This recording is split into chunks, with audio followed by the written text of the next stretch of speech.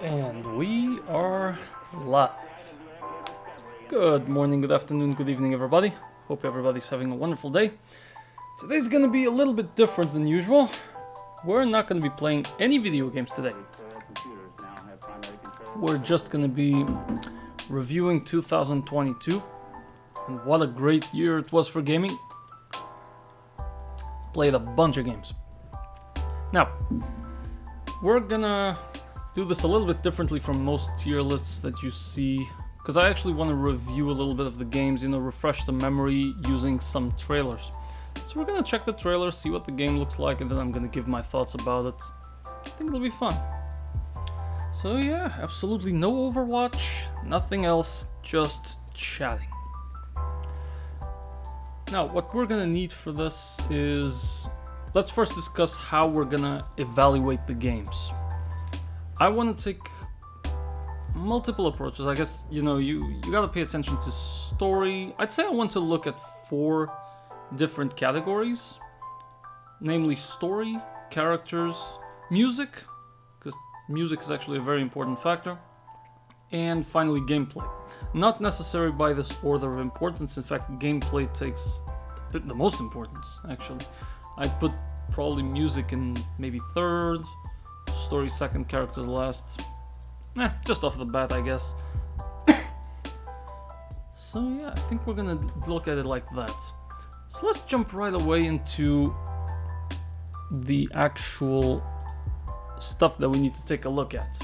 Look at this. We've played a bunch of stuff in 2022, and oh my god, thank you so much for the raid, Raphael. Thanks. I just realized, okay, that's the very first raid I ever got. And I just realized I don't have any alerts for that. Need to take care of that. So we've got a lot of games to look through.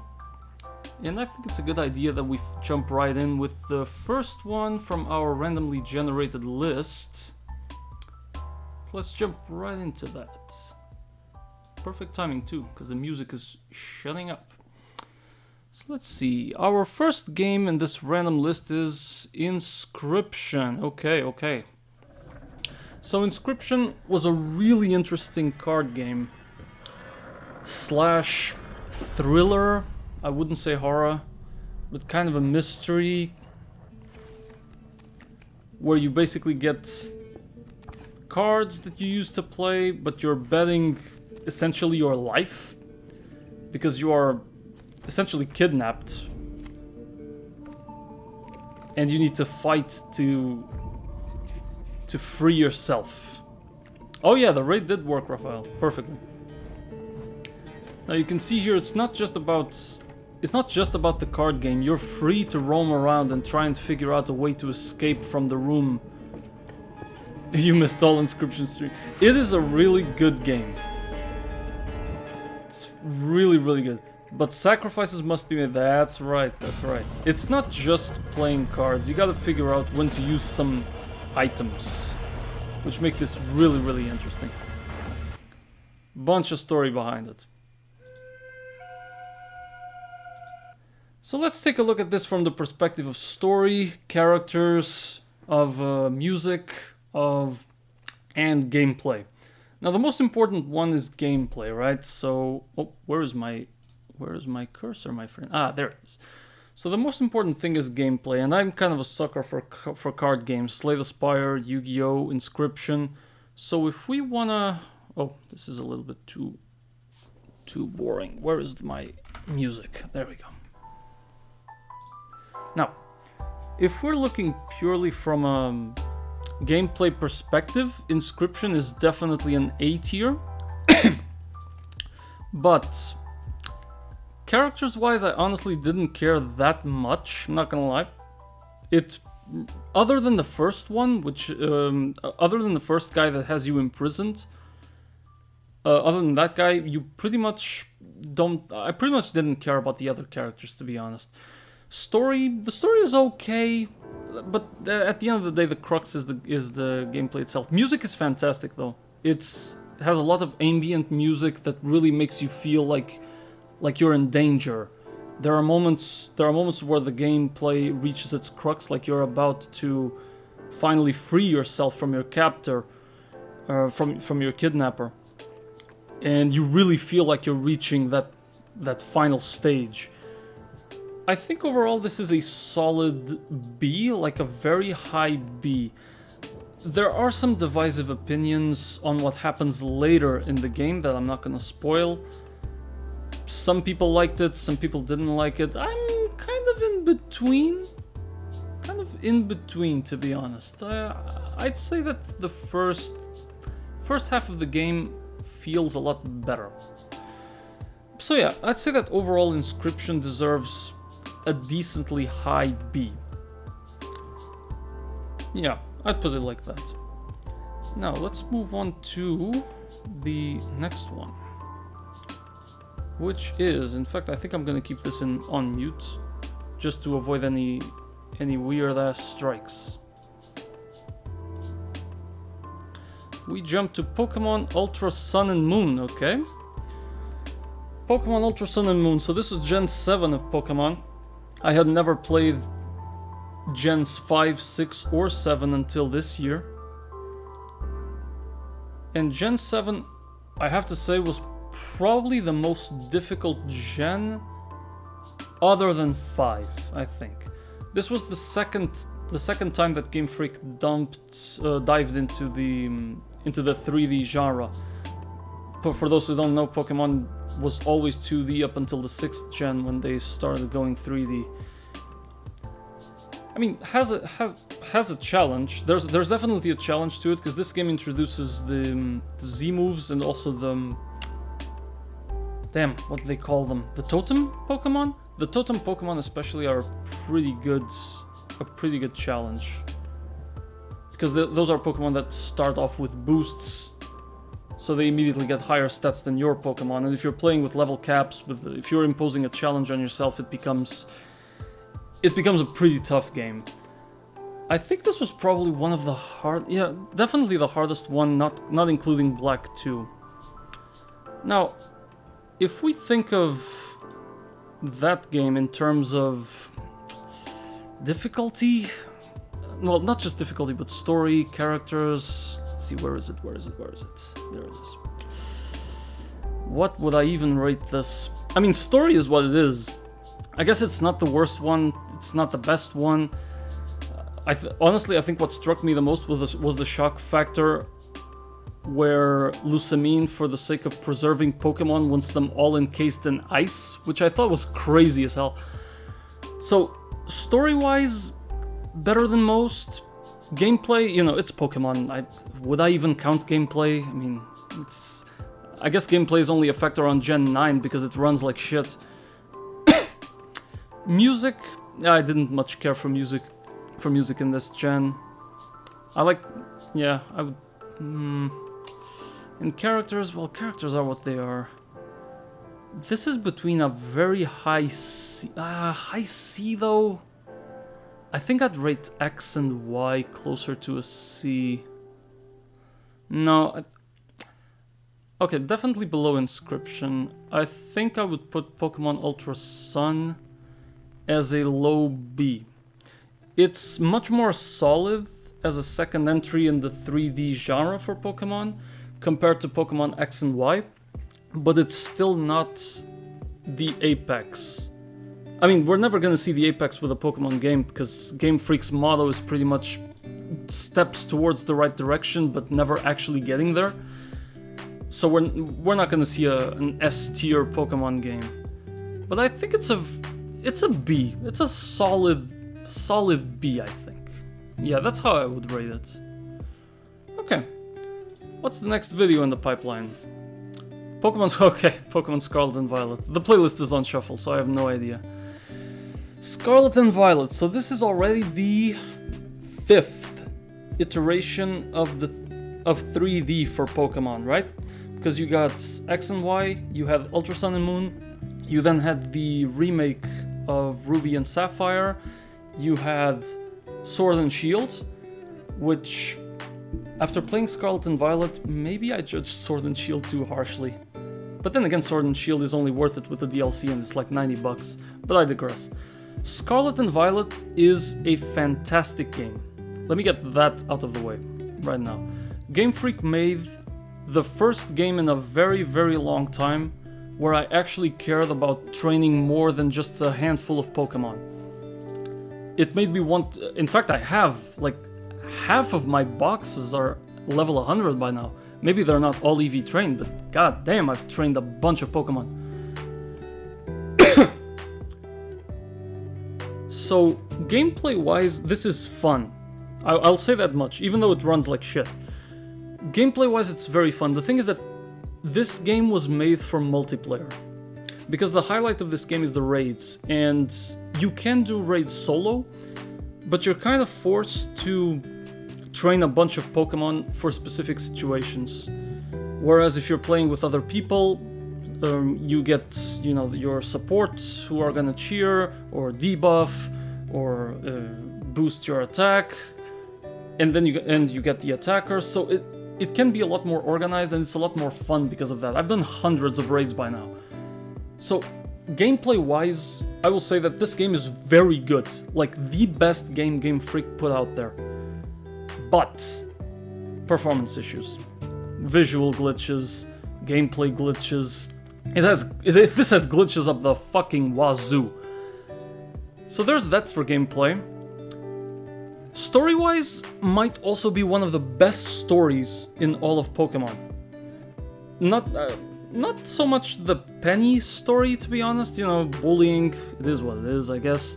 But Arven's story, definitely engaging. I didn't care about Arven until he actually explained his motivation. And that really made me want to do all of his challenges as soon as possible. The gym challenge, you know, it is what it is. You know, beat 8 gyms, beat the league and whatnot. But the great part about this game's story is that it culminates into a fantastic finisher with Area Zero. That even leaves you some questions for upcoming DLC. So, where does that put this game? So this game has essentially one of the best stories in all of Pokemon, my opinion. Some of the best gameplay, but is plagued by performance issues. Characters, some of them I like, some of them I don't like. I think Nemona is a pretty good character, at least compared to previous rivals like Hop. Like hell, I've only watched gameplay of Sword and Shield, but god damn, Hop is annoying. So characters are solid, story is solid, gameplay is solid. And music, the music is pretty good. I mean, I don't care for it as much as older generations, Gen 4, Gen 3. Some of Gen 5's music's pretty good as well. This was so close to being S tier. But I'm gonna be... I mean, a lot of people are not gonna agree, but I'm gonna say that this game is an A. I think the only problem... A might be too much, though. I think I'd put it as the highest B. If it were just performance, if it was just the frame rate, I would put it an A, but this game has a lot of glitches. Sometimes you're in a raid and suddenly you can't see what your opponents picked, for example, a visual glitch. You can clip through the floor. If you leave the game on for too long, your screen is gonna get brighter and brighter, like you ascended to heaven. It's just too much. So I think I would give it the highest of Bs, but not an A.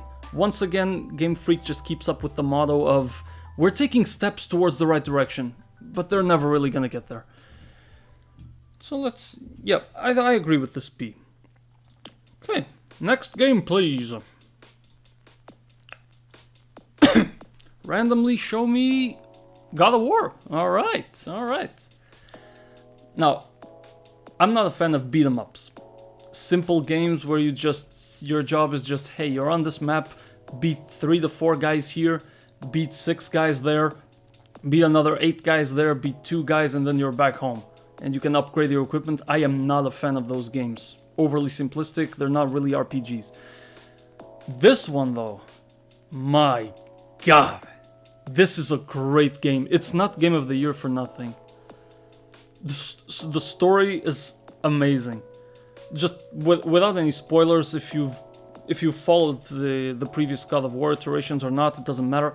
Kratos is essentially a god living in the northern countries amongst Norse mythology characters, and all he wants is peace because of his previous story. of his previous storyline. I mean, all he wants is peace, and well, he's not gonna get it. As a result, you're gonna have a lot of contact with Norse mythology, some little throwbacks to Greek mythology as well about his past. The thing about Kratos as a character is that he's a lot better as a character here compared to previous God of War games, because in the old God of War games, the man was violent as the God of War. You know, it was all about killing everything and anything. But now he has something to lose. The fact that Kratos now has a son makes him more, I wouldn't say emotional, but more invested in protecting something beyond himself. And that really extends the character beyond being too one-dimensional, like, kill that, kill the other one, kill that one over there, and I'm done. So the characters really shine, not just Kratos, but his son is also a very good character, because he starts off as this little kid, you know, he's learning how to hunt, his father is teaching him how to survive, and as he learns more about his father's past, he understands a little bit more about who his father is, who he is, and that causes some changes in him. He grows from them. He becomes a very valuable asset to your journey, because he too can fight, by the way. You can also get him to help you. Characters, this shines. Story, absolutely fantastic. Gameplay, I think the gameplay is pretty solid, but I'm not so sure I would say it's stellar. At least in this game. How can I put this? The God of War, the God of War 2018 gameplay is, I wouldn't say clunky, but it can feel that way. There are times when you use specific moves, like you're punching an enemy or you're throwing it in the air, where it feels like almost like a stop animation. Is that how they call it? Like a claymation or something? Like you're punching and all of a sudden like everything froze. Like your enemy is in the air and it froze, you punched him and you froze. It's a little bit weird. It doesn't feel clunky on the controls, it's just the animation. Music, also fantastic. So, story, characters, music. Gameplay, honestly, if the only issue is that small little clunkiness I felt, I think this game is definitely worthy of the S rank. It made me like a genre that I don't really like, essentially. I think this game deserves the S rank. Has one minor issue in my opinion. Other than that, without spoiling the story, it's just an amazing experience. You could say it's a cinematic experience. You could say it's a cinematic experience, but there is plenty of gameplay to go around. You're gonna spend 40 hours in this game. A lot more if you wanna 100% it. I mean, I 100% of this game and it took me like probably 50-something hours, 60-something hours, something like that. So you've got gameplay. You're gonna have a lot of big cinematic moments, but you're gonna play you have a lot of game to play. So I think it is definitely worth the S rank. If you put Black 2 below A, I'll split your spine. You're gonna have to find me first. Okay, so next game. What's the playlist gonna give us? AC Syndicate. Oh, this one's a doozy. Okay. 2022 was for... Oh boy, don't tell me that. You're not in my walls. You're not an Attack on Titan. Jesus Christ. Don't make me look behind me. Assassin's Creed Syndicate is a doozy of a game. 2022 was the year for me to relive Assassin's Creed. I played a lot of Assassin's Creed in my teens, and I wanted to relive it again, so I played pretty much all of them, but Syndicate was one I played for the first time. I was very excited for this game because I wanted to experience Victorian England as an assassin. Out of every Assassin's Creed game that still followed the assassination stealth formula, this is the worst game I have played in the Assassin's Creed franchise. Freaking Assassin's Creed Origins, that transformed this genre into an RPG, is still better as a stealth game than this was. It was bad. there are a lot of small elements like this, you know, you got your fight club, but ultimately this game is plagued by so many issues. God, it's actually insane. So, starting off with the characters. I'm not a fan of controlling two characters at the same time. I think it splits the attention. I think it breaks immersion of the game. And above all, it changes essentially how you play. This game took two characters, gave them two different skill trees with some unique abilities for each character. So, if you're a fan of stealth, you're gonna prefer one character. If you're a fan of beat-em-ups, you're gonna prefer the other character. The thing is that some missions require you to use one character or the other, so you're gonna consistently jump between these two characters, forcing you to play two different styles. You can still play stealth with the character that's less stealth-oriented, but if, for example, I forgot their names, but the woman is essentially a lot more stealth-oriented, and the guy is a lot more beat-em-up oriented. So, if you focus a lot on dealing damage with knives, every time you're forced to play with a guy, you're gonna feel the difference. You're gonna feel that you don't have enough knives, you're not dealing enough damage, and a lot of these games require some immersion, right? You want to immerse yourself into the game. So, the consistent switch between one character and the other, with different personalities, the way they interact with the others, it just doesn't feel right to me. I would have liked this game a lot better if it was just one character. Now, onto the story. The story is a template. It's just a template, you know, bad guy, Templar, we're the assassins, we need to foil this guy's plans, and ultimately we're gonna have to kill him in a fist fight or an assassination. The story is nothing special. Honestly, I had a lot more fun doing some side quests where you can help a guy develop the telephone, for example, where you could go around setting up towers as stations for communication. I had a lot more fun with that. Gameplay, I think it's a downstep from Assassin's Creed Rogue. I'll get there in a moment once the playlist lets me, but I think Assassin's Creed Rogue was the best experience gameplay wise. Not so much in the other aspects though. But the gameplay is not fantastic, and there is an issue with this game. If you have a PS5 and you're playing this game, because this game only came out to the PS4, you're gonna get flickering effects as if the sun is consistently turning off and on. And that flickering never, ever disappears. Never. So if you are prone to some sort of epilepsy attack, this game will trigger that, guaranteed. Because you're going to be blinking a lot playing this. So that glitch alone is already a horrible experience. Music in Assassin's Creed games, only the early ones. I wouldn't evaluate music in Assassin's Creed Syndicate, to be honest. I think this is the weakest one. Story-wise, character-wise, and ultimately gameplay. I think this was very weak. Plus the glitches. This is D tier.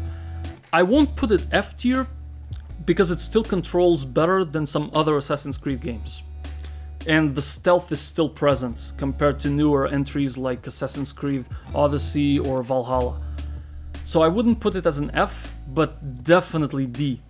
Like your character PNG reminds me of Bones. Thanks.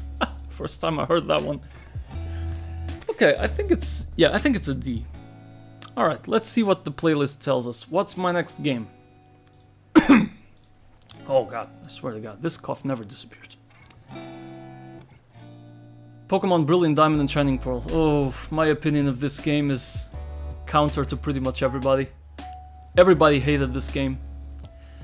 This, not including Pokemon Emerald because of Battle Frontier, Pokemon Diamond is the game I have played the most ever in Pokemon. If I don't include all the time I spent in the Battle Frontier, so in the post-game of Pokemon Emerald. I have spent so much time in the underground in this game.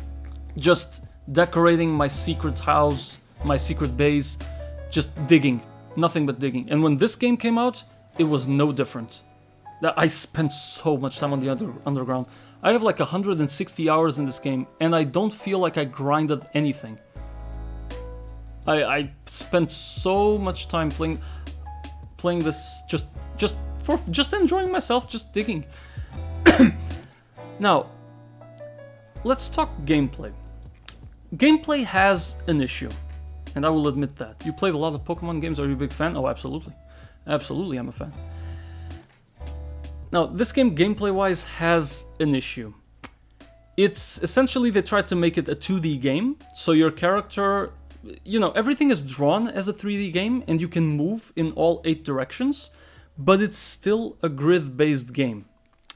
So what does that cause? That causes you to hit walls that don't exist. You're gonna be hitting a lot of walls when you're walking diagonally, because the game is still a grid in the back, where you're only supposed to move in four directions. This was probably the first Pokemon game where I actively did not use the bike, because I was hitting everything. I was hitting absolutely everything. Now, with that being said, that out of the way, it's the same gameplay as always, JRPG, turn-based, you capture monsters, you evolve them, give them attacks and whatnot. You get the battle tower, just like the original Diamond.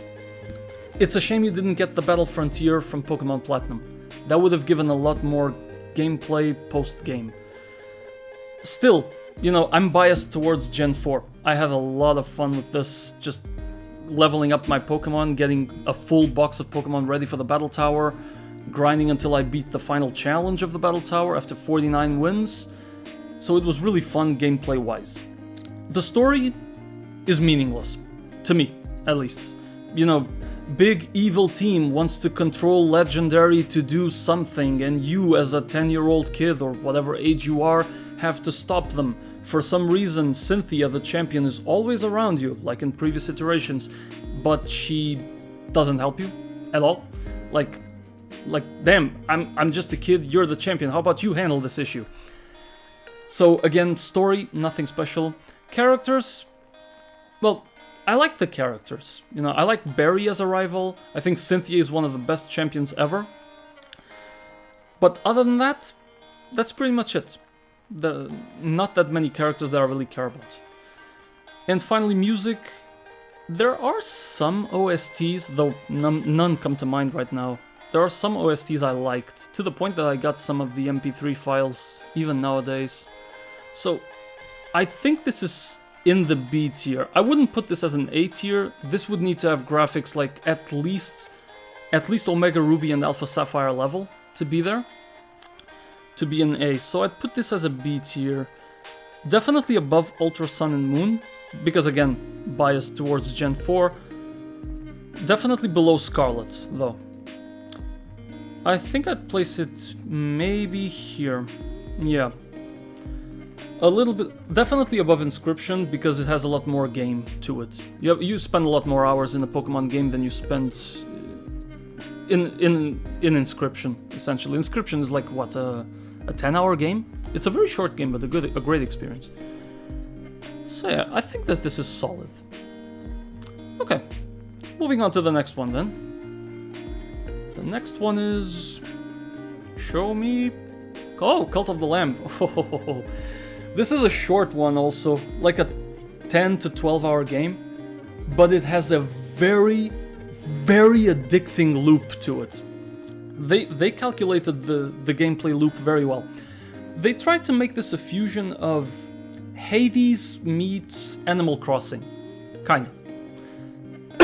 So as it shows here, step 1, you want to grow your flock. So basically, you're a sheep who died, but you are revived by an entity, and that entity will keep you alive if you grow a cult. So, in order for you to stay alive, you need to grow a cult, make them believe in that god, and as a result, you're gonna have to make a lot of choices. You as the cult leader, this is where it jumps into Animal Crossing. You as the cult leader need to take care of your people, give them beds, give them food, provide bathrooms, clean up after them. You gotta provide some sermons so that they don't forget, who brings all of these good things. It's the god. So there's a lot of management, and I do like this part of a city management, in a sense, a little village management. And then there's also the Hades bit, where you're gonna go around exploring small dungeons, killing a lot of enemies to get resources so that you can continue to provide for your cult followers. At the same time, they've also added like a tiny little dice game to it that can give you money so that you can buy some more resources. You can fish, so it's an easier way to get food. And the reason why I call this a very addictive loop is because they have very carefully calculated the time it takes you to explore one area to get resources, and as soon as you come back to your area, to your village, you're gonna be suddenly faced with, oh, everybody's hungry, everybody has gone to the bathroom, you need to clean it, you need to fix some beds that broke, and after you fix all of that and give your sermon of the day, oh, new day, time to go to the dungeon and collect more resources. It's a fun game that is hard to put down, gameplay-wise, because they made it so hard to stop midway. Now, that's for gameplay. With that being said, still on the gameplay, it's easy. It's a ridiculously easy game. Not gonna lie. It's so... the final boss doesn't even feel like the final boss. You will beat it first try without even knowing what it does. It's that level of easy. So they focused more on Animal Crossing difficulty over Hades. Now, characters... There's not really much of characters. They're very much one-dimensional. You know, you got your followers who are gonna have some requests, and that's it. You are pretty much a blank slate who is just gathering a cult. There is no real personality to it. So characters, kind of blank. The story is very much straightforward. There are no plot twists. There are no real plot twists to it, you know. I'm not gonna spoil anything, but once you play it, you will understand exactly who the final boss is and what you need to do. Music, again, nothing very impressive. And the major issue I have with the gameplay is that it's easy. Plus the fact that the game is so short. It's 10 hours. It's a neat little experience, but that's what it is. A neat experience. So I think this is going to be the first C tier. I think this is an average game. Now, just because it's average, it doesn't mean I wouldn't recommend it. It's a quick experience that if you have, you know, an afternoon to spare, you can try this out and you're gonna end up realizing that you've already lost 3 hours of your day. It's a nice little one that I can recommend, but just one that I would recommend at the very bottom of recommended, basically. Anything in here is recommended as long as it's C or above, pretty much. Yeah, so those are my thoughts on Cult of the Lamb. Let's jump on to the next one, shall we? And the next one is... Show me... One Piece Pirate Warriors 3 Deluxe Edition. Okay. This is another game that made me enjoy a genre that I don't normally like. This is one of those types of games where you control one character and you're gonna have to explore a relatively small area of like 6 or 7 rooms that are all connected, but you're gonna have to defeat like 1,000 people, or 1,500. So they make your main character a badass that with one press of your Y or X button, or triangle or square button, whichever controller you're using, you're gonna defeat 5 to 10 people. So this type of genre is meant to make you feel like a badass. Now, it's set in the One Piece universe, so even if you haven't watched the anime, I honestly think that it tells a pretty decent story up until the time skip. I think it's pretty decent during the East Line and Grand Line arcs of One Piece. But once it starts diving into Doflamingo, you know, when this game came out, the Doflamingo arc hadn't even finished, so they invented a fake ending.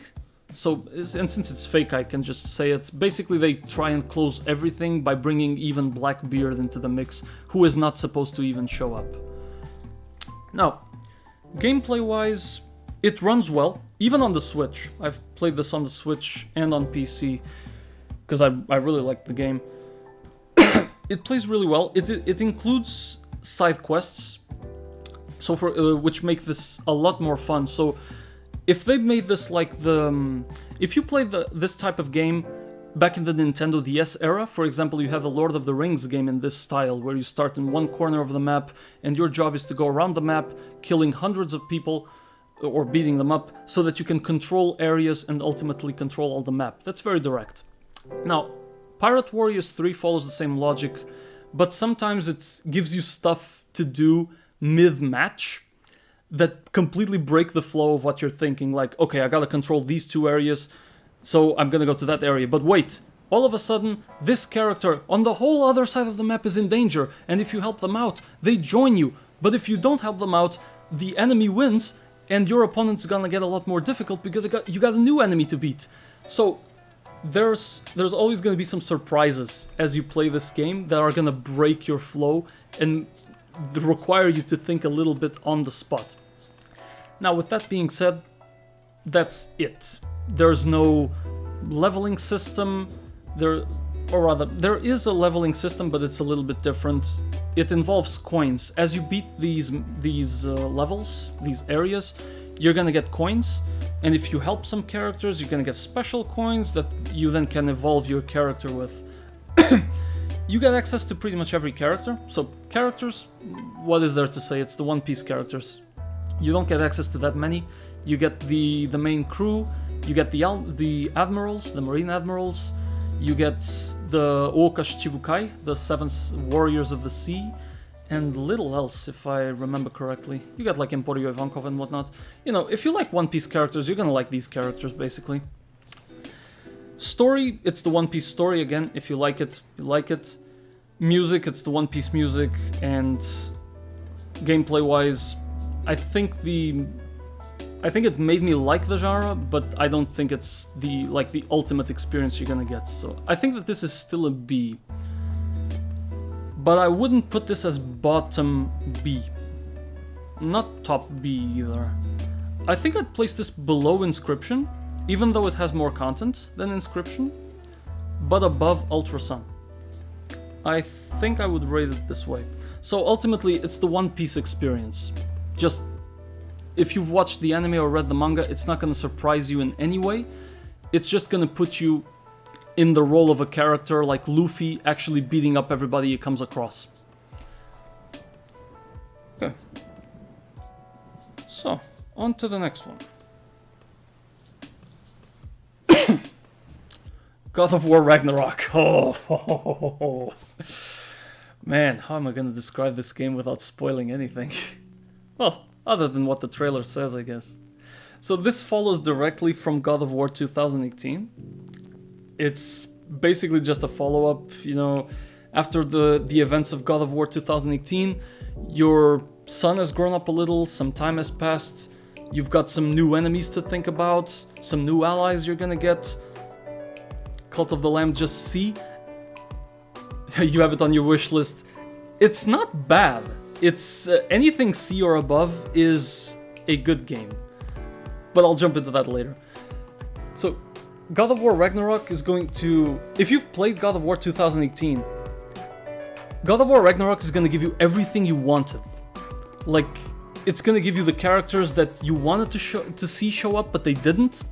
It's going to give you the lore, the answers to the questions you had in the previous game that weren't answered. It's gonna give you some fantastic plot twists, like amazing plot twists at the very end. It's gonna introduce you to the areas that were locked off in the previous game, and it's gonna give you a lot better gameplay.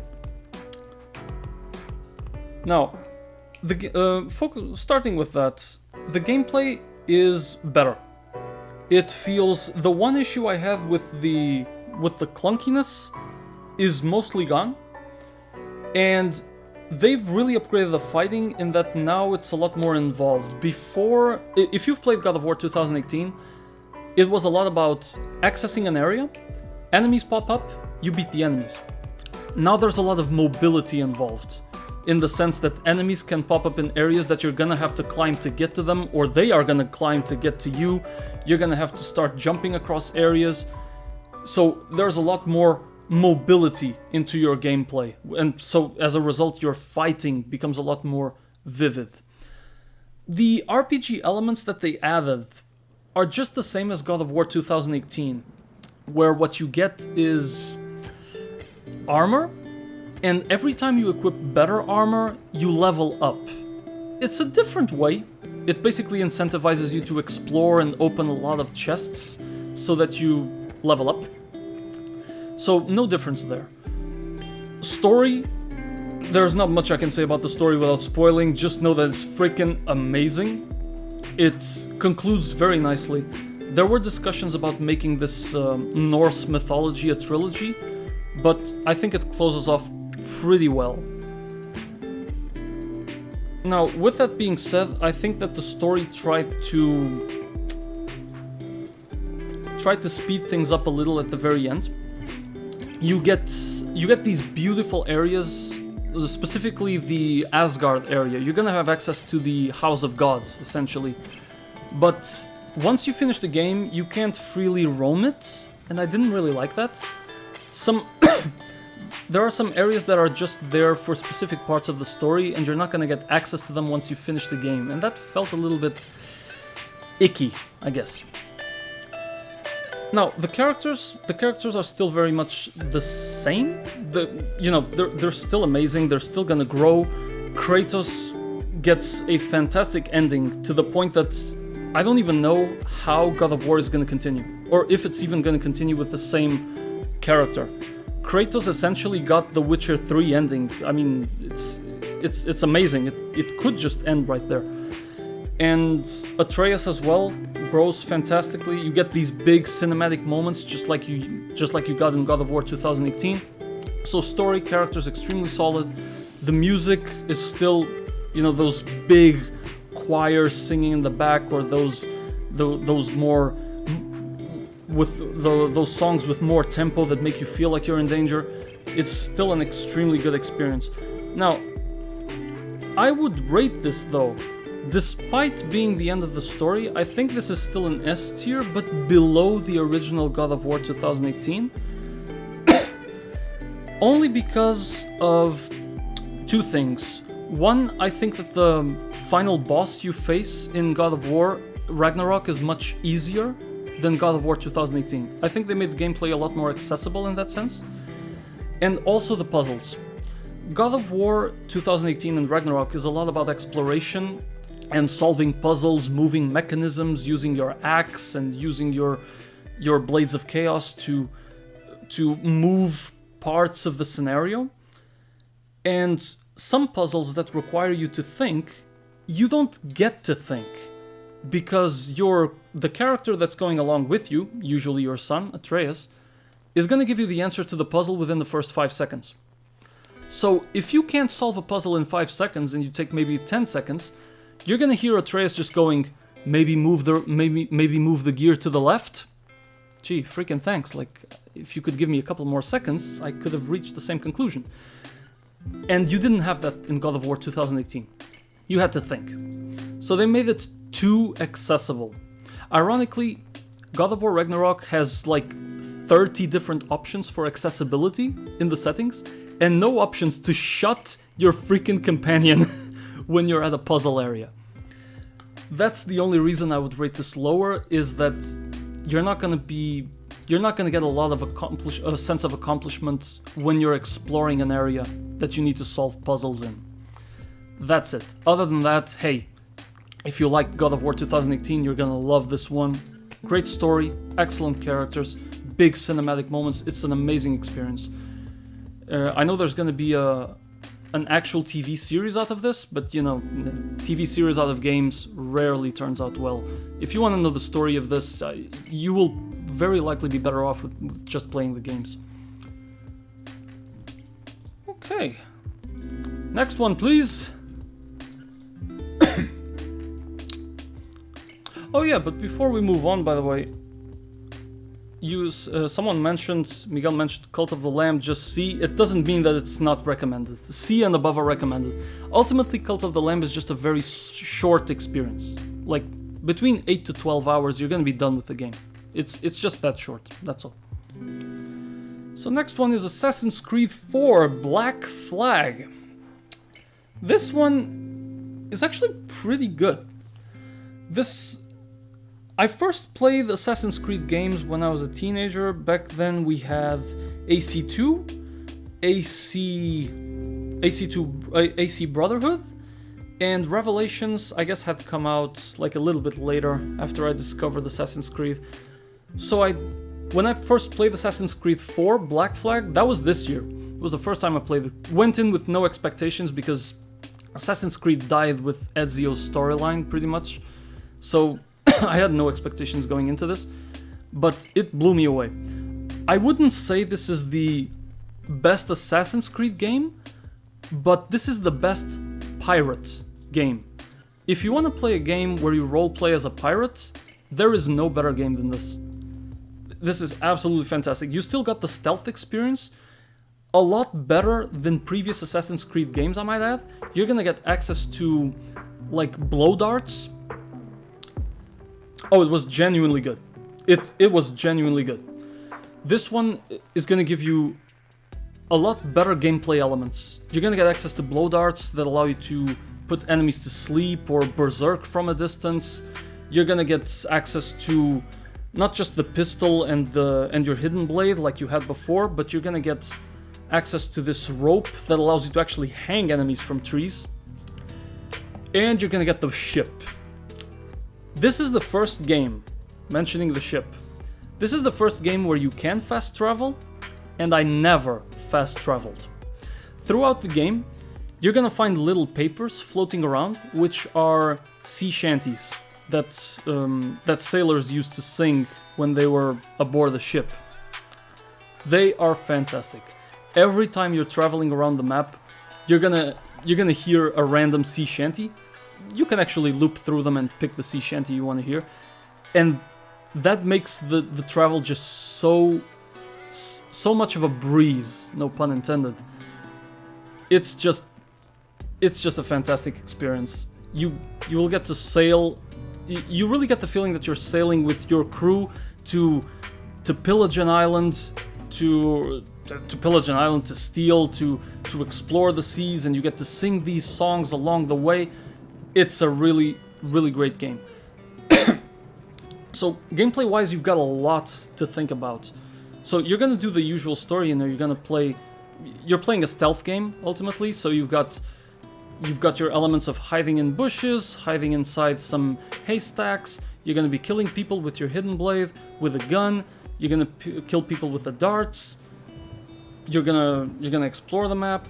You've got the ship, so you've got a lot of exploration to do. You've got some mini games where you can start buying ships and creating your own fleet and send them to other countries to get some resources back, which you can then use to buy a better holster for your gun, better armor to get more health.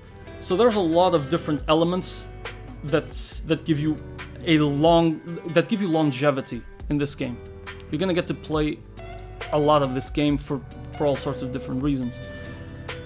So the gameplay is good. It's not the best one out of all the Assassin's Creeds, but it's the best one up to this point. When this game released, it was the best gameplay-wise. Your controls were a lot sharper. In older Assassin's Creed games, if you jumped from a building facing forward, for some reason your character might choose to jump sideways. So the controls were not very sharp. Assassin's Creed 4 Black Flag, though, at that time was the best one of them all. So very solid, very extremely solid gameplay. Story-wise, was good. Not as good as the Ezio trilogy, but it was good.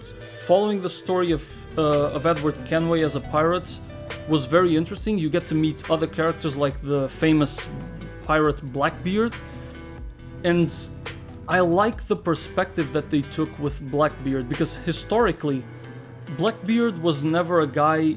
He wasn't a guy prone to violence. He mostly focused on intimidation to get people to do what he wanted. He wasn't necessarily violent. And I really like the take they put with him that he's essentially tired and he just wants to freaking retire. I think it gave him another dimension. Didn't just make you think, pirate, kill, pillage, steal. It didn't make him so one-dimensional.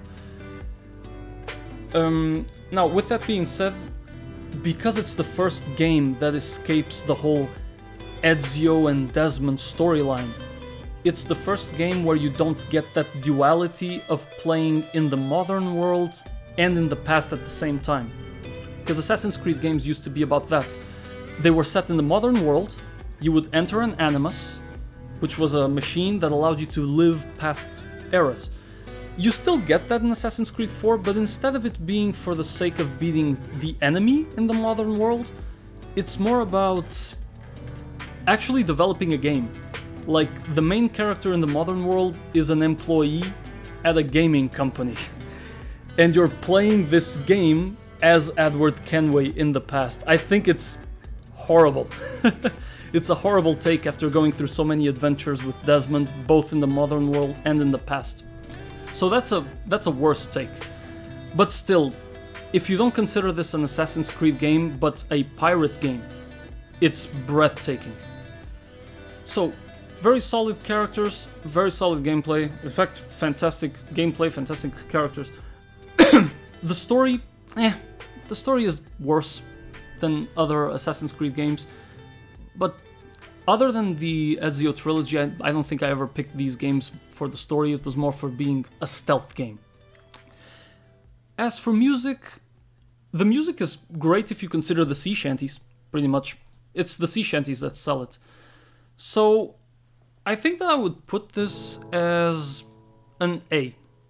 I think it's definitely better than the games we've selected as B. I wouldn't put this as a masterpiece, though. I don't think I've played an Assassin's Creed game that I would consider an absolute S tier on all fronts.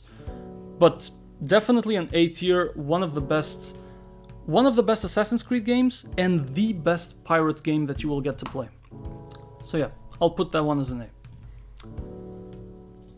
Let's move on to the next game, which is, I don't know what it is, you gotta tell me.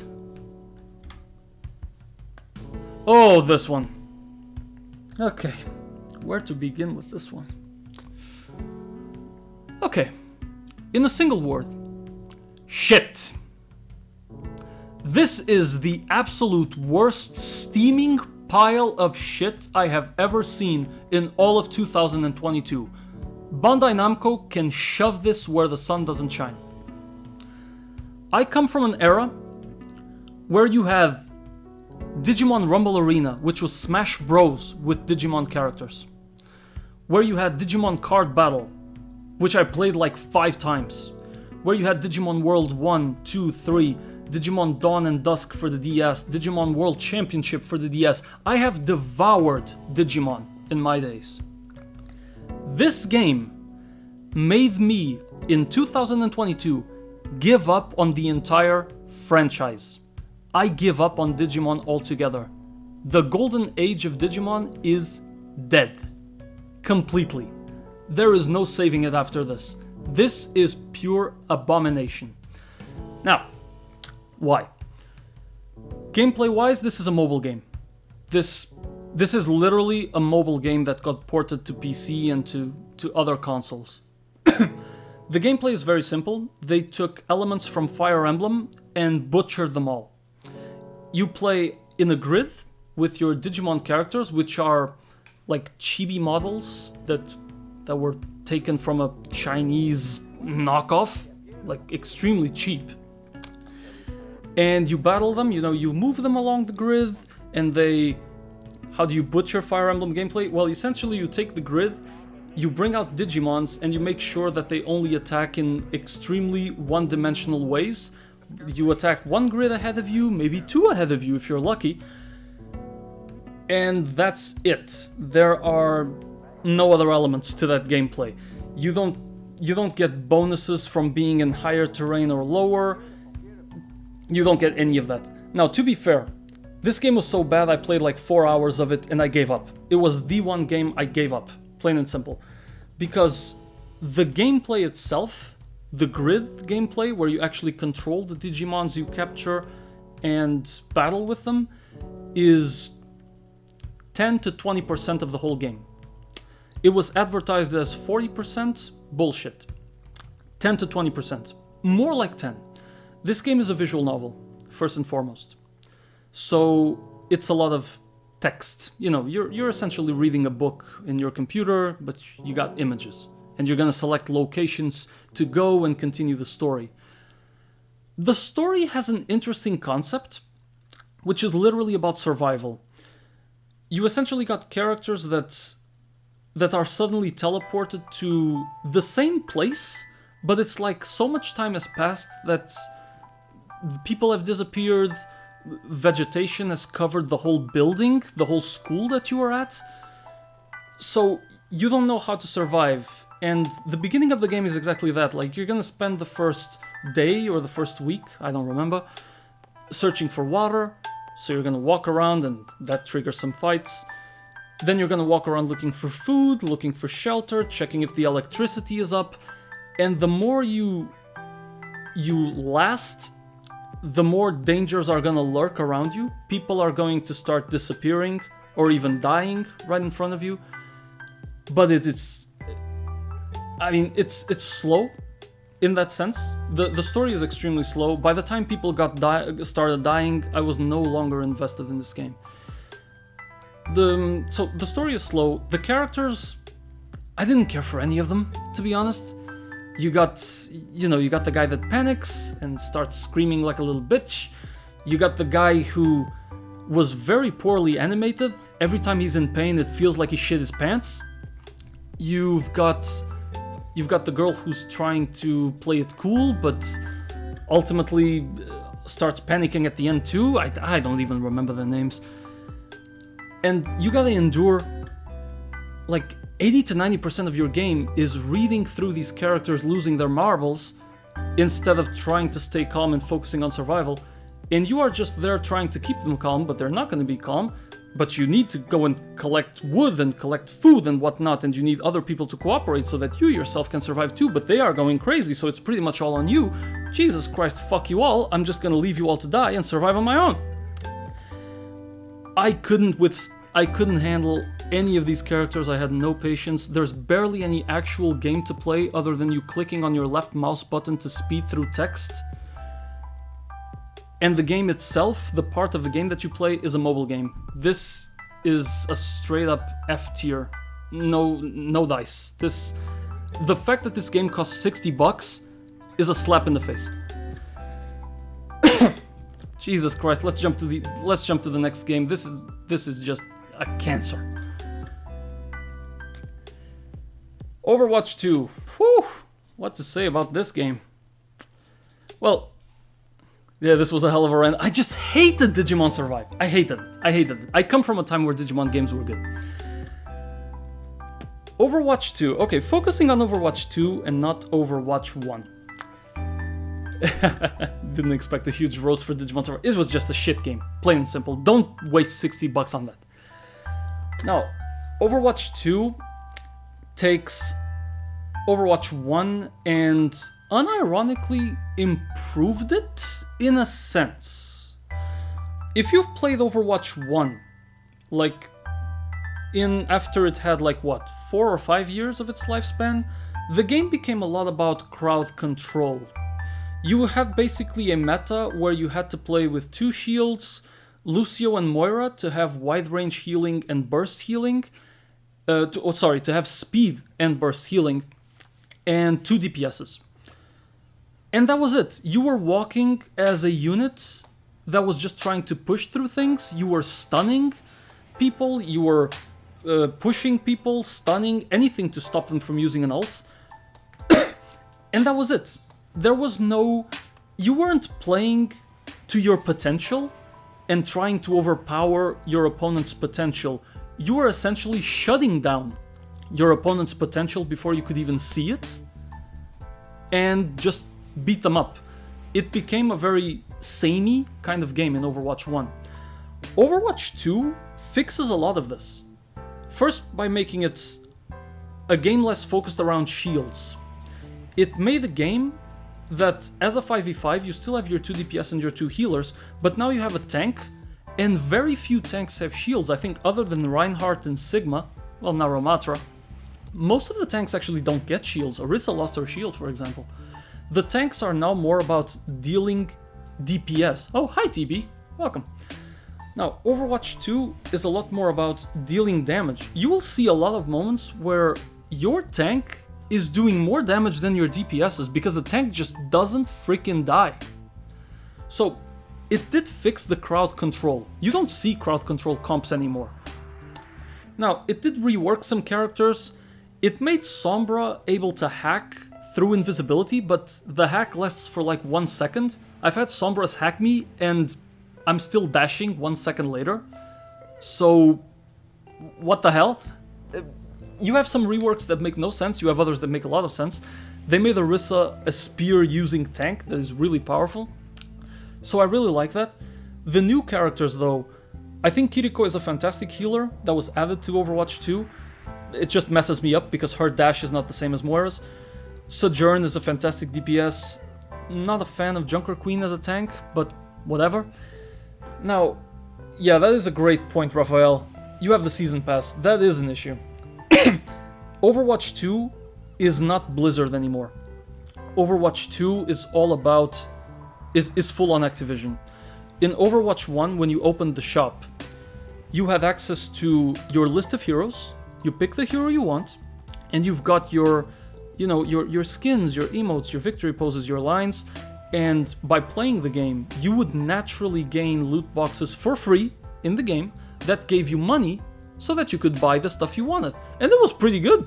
You could get everything for free. Absolutely everything. You were not bound to anything. You open the shop in Overwatch 2. It is the most predatory shit I have ever seen. To be fair, I don't play a lot of predatory games. I know there's worse if you've played like Diablo Immortal. But you open Overwatch 2, and it's like, hey, if you play every day, you can get 30 coins. You want this skin? Pay 1,900 of them. Like, it wasn't like that in Overwatch 1. So that's an issue. You can no longer get everything in this game. Every time I open this game in my streams, you will notice that every character I have 100 items of comes from Overwatch 1. I've played like what? Maybe 20 to 30 hours of Overwatch this year? Of Overwatch 2? And what did I get out of it? 1 victory pose, maybe 1 cheap skin, 1 emote, 1 voice line? Maybe something like that. So you no longer get the idea that you can collect and finish the game in that sense. But story-wise, I don't really care for it that much. Characters, I like them from a gameplay perspective. I think it's good, and I really don't care about the music in Overwatch. I would place Overwatch 2 as a B. I think that Overwatch 1 would have been one of the highest Bs. I think I want to put Overwatch 2 maybe do I want to put it above or below Inscription? I think I'm gonna honor Inscription a bit more and put Overwatch 2 below Inscription. I think Inscription is just that good of an experience. Never thought I'd miss loot boxes. Exactly. That's an issue. They actually made loot boxes feel like a good thing. TB thinks that the skins are a little bit more rare or special. That is true. A lot of the legendary skins in Overwatch 2 are insane. You have a Cerberus Pharah. You have some insane skins now, but they're all locked to the premium battle pass, baby. You want to get those skins, you're gonna have to shell out the money because you can't get them in-game. Love to see it. So yeah, that puts it as a B tier. To be honest, I think Overwatch 1 would not have been A anyway. I think it would have been a higher B. It's a very fun game, even though it's the only multiplayer game I play. So there's also that. You're gonna have to deal with the community and become salty yourself sometimes. So there's also that. I think it's a solid B. Yeah, I think that's good. Okay. Next game, please.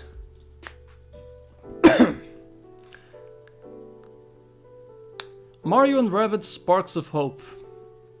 You would have placed Overwatch 2 lower because they promised PvE and it never came. I mean, personally, I never played Overwatch for the PvE. I wasn't even interested in it when they announced it. So, evaluating purely the game I played, I guess. Yeah, new heroes stuck behind the battle pass. Yep, that is also an issue. They're gonna change that for Ramatra in the next season. You're gonna be able to get them through some daily missions, so it's gonna get easier. It's just more difficult to get the hero when it comes out, I guess. Now, Mario Rabbids 2 took everything from Mario Rabbids 1 and improved it times 10. Mario Rabbids 1 is that kind of game that you're gonna play if you're a fan of XCOM grid-based shooting games, turn-based shooting games, and you don't have anything to scratch the itch. I've never found anything similar enough to scratch the itch of XCOM outside of maybe Gears of War. Mario and Rabbids is essentially the Nintendo's XCOM, where you've got your characters, and you would, in Mario Rabbids 1, you would play in a grid-based system, get your characters behind guard, and shoot them, and you'd have some different weapons to upgrade, which would give you more damage. Mario Rabbids 2 took the formula of XCOM and decided, let's get rid of the whole grid, and we're gonna make the characters roam freely within a range of movement. They can do anything in there. They can choose whatever guard they stand behind. They can shoot whoever. Let's give them more powers. We're now gonna give them sparks, so they're gonna get additional powers. Not only can Mario, for example, stay on guard and fire during the enemy's turn, but you can give him some buff. Now when he fires, the character gets electrified, or frozen, or burnt. And this applies to any character, Mario, Luigi, Edge, any one of the Rabbids. You can give them new powers. Skill trees are back, but they are better, in my opinion. You're essentially spending points as you level up your character to gain more skills. You can make Luigi, for example, as a sniper, gain an ability so that if he has the high ground, he has a 100% chance to do a critical hit. You can get Edge to dash an enemy several times, and you can combine that with a spark. So now my dashes do you poison damage, for example, and now I'm dashing you 4 times when all characters can only dash once. It really improved upon the gameplay. The gameplay was already fun, but god damn, it got better. Music-wise, I think it's worse.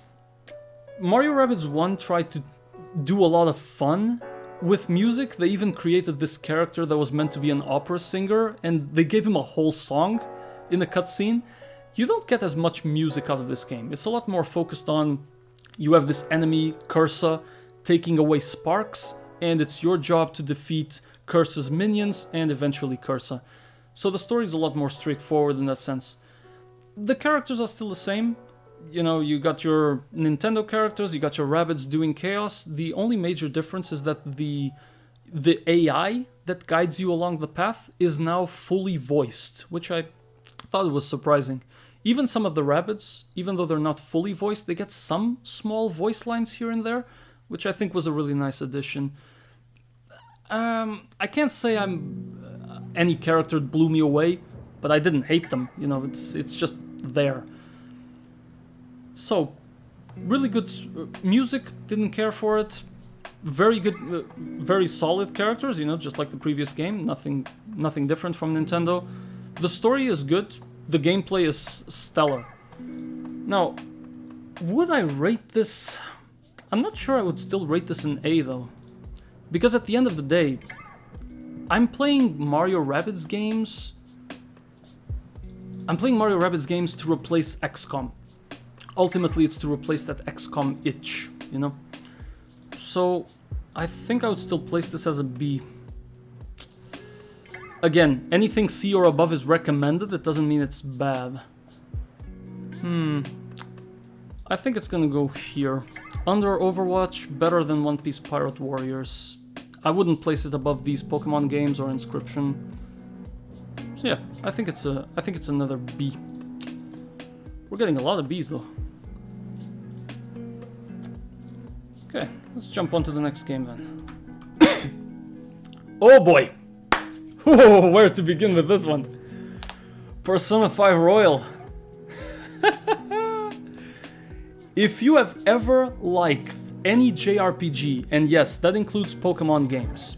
If you like games where you play per turn, leveling up monsters and evolving them, but with a godlike story, drop any JRPG and play this one.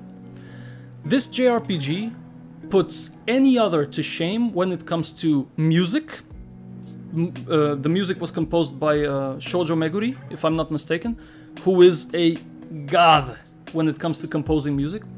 He has composed music for Persona 3, Persona 4, Persona 5, and a lot of other Atlus games. Atlus is a fantastic JRPG developer, but with Persona 5 Royal, they've reached a next level of JRPG gaming. If people are copying The Legend of Zelda Breath of the Wild for open world games, people are gonna try and copy Persona 5 Royal when it comes to sense of style, music, and the freedom you get with the characters that you level up. This game, let's start with the story. The story is, while not unique, it can be something, I mean, it is unique. It's not unique at the beginning, but the more you move through it, the more elements come in, the more unique it becomes. The story will start getting you invested immediately by showing you a very harsh situation that you wouldn't know how to deal with in real life. I mean, it's the first element of the story, you know, it's like the first hour, so I guess it's okay mentioning it. You're essentially this kid who arrives at Tokyo from the boons, you came from like the countryside, because you got expelled from school. Well, you got suspended for like a year or something. You can only return to school for a year because you committed an act of violence. So you're sent to Tokyo to one of your parents' friend's house, and you're gonna live there for a year. And as soon as you arrive to your new school, you're gonna very quickly find out that one of the professors there has a tendency to like young girls. Not mentioning the word here, but you know what I mean. And it's this situation, it's a little bit of a take on Japanese society, in the sense that because this guy because this professor is a well-known like Olympic level athlete, a lot of people, though they suspect, are gonna avert their eyes. The law is not gonna do anything, and you as a character are just forced to know that shit is going on, and there is nothing you can do, because if you do another act of violence, you're going to jail, boy. So that's already the first element to get you invested into, I gotta help out these people. Now, how this all comes into the JRPG element is that you are gonna be able to obtain a persona, which is essentially your real self that you wouldn't show to random people in the street. Like in society, it gives this idea that everybody wears a mask, but people who are willing to remove their mask and reveal their persona, they obtain an actual persona in that sense. This might be the closest thing to JoJo, actually. If you've seen the anime JoJo, where everybody gets its own stand character, you're gonna get those vibes. Now, as a JRPG, you've got the usual, you know, you're gonna fight other characters in a turn-based fashion, you're gonna evolve your persona,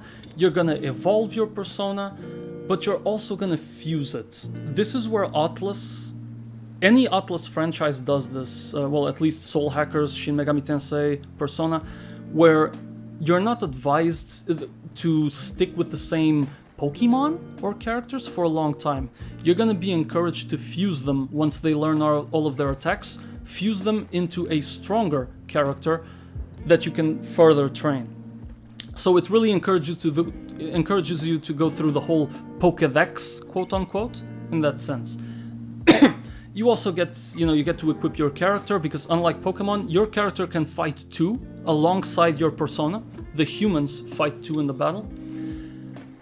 You get equipment for yourself, you get to upgrade yourself. The story really keeps you pushing forward. The characters are also fantastic. Your main character has a very clear motivation. Your friends that you meet along the way, they all have their own dreams and aspirations, and they have their reasons for siding with you and helping you out on all sorts of situations. That professor is just the first one, really. There's a bunch more involved. And the music is absolutely amazing. I can tell you that I have out of every single Persona 5 game and spin-off ever made, I probably have about 120 MP3 files. It's amazing. This, if you have ever played any JRPG and enjoyed it, and yes, including Pokemon, play this one. This game could cost $100. It would be worth it. This is absolutely S freaking tier. It's stellar on all aspects. And because I am a fucking anime weeb, I'll put this above God of War. I will put this above God of War. Absolutely. It's also the best Persona. That is true. Persona 3 and 4 are solid, but Persona 5 took those and really improved upon them. And Persona 1 and 2. Now, next game, please. Do I even have... I'm not sure I have... No, I haven't... Oh yeah, I've played Shin Megami Tensei 5 as well. Oh, Kamoshida is a villain, yeah. Kamoshida is an insane villain. Personally, I don't like Persona 4 as much because they cut mementos. You had a very long dungeon to explore in Persona 3 and 5, and 4 cut that away. That was the one thing I didn't like. Fire Emblem Warriors 3 Hopes. Oh, this one was a disappointment for me. I am an absolute sucker for normal Fire Emblem, so I thought I would enjoy this. Fire Emblem 3 Houses is my most played game on the Switch. I have about 275 hours on that. But Fire Emblem Warriors 3 Hopes takes the Warriors genre, where you play as one character from the Three Houses series, and you kill off hundreds of enemies. It just didn't feel right. At the time I thought that, hey, I liked One Piece as a Warriors game, I liked Breath of the Wild as a Warriors game, maybe I'll like this one. It felt overly repetitive, it didn't feel fun. I thought that the whole loop of beating troops and then going back to your base and talking to people and buying equipment, it didn't feel as addicting as Fire Emblem Warriors, as Fire Emblem 3 Houses felt. I can't say I enjoyed this. I was even disappointed in the characters because some characters are fine, older, some of them I didn't like so much, but they are the same characters as in Fire Emblem 3 Houses personality-wise, so that was fine. I didn't like the story. I didn't like the introduction of another character. I think Fire Emblem 3 Houses works very well with you playing the professor and taking care of your students. I don't like the idea of you controlling this other guy that has no business being here. Music, I honestly cared more about Fire Emblem 3 Houses music as well. The gameplay is just a Warriors game. I didn't feel it was unique in any sense. Having already been through One Piece Warriors and the Breath of the Wild Warriors game, I forgot the name. So I don't think this is that good. Honestly, I think I would rate this as an F. I think this is F tier for me. Worse than Syndicate, actually.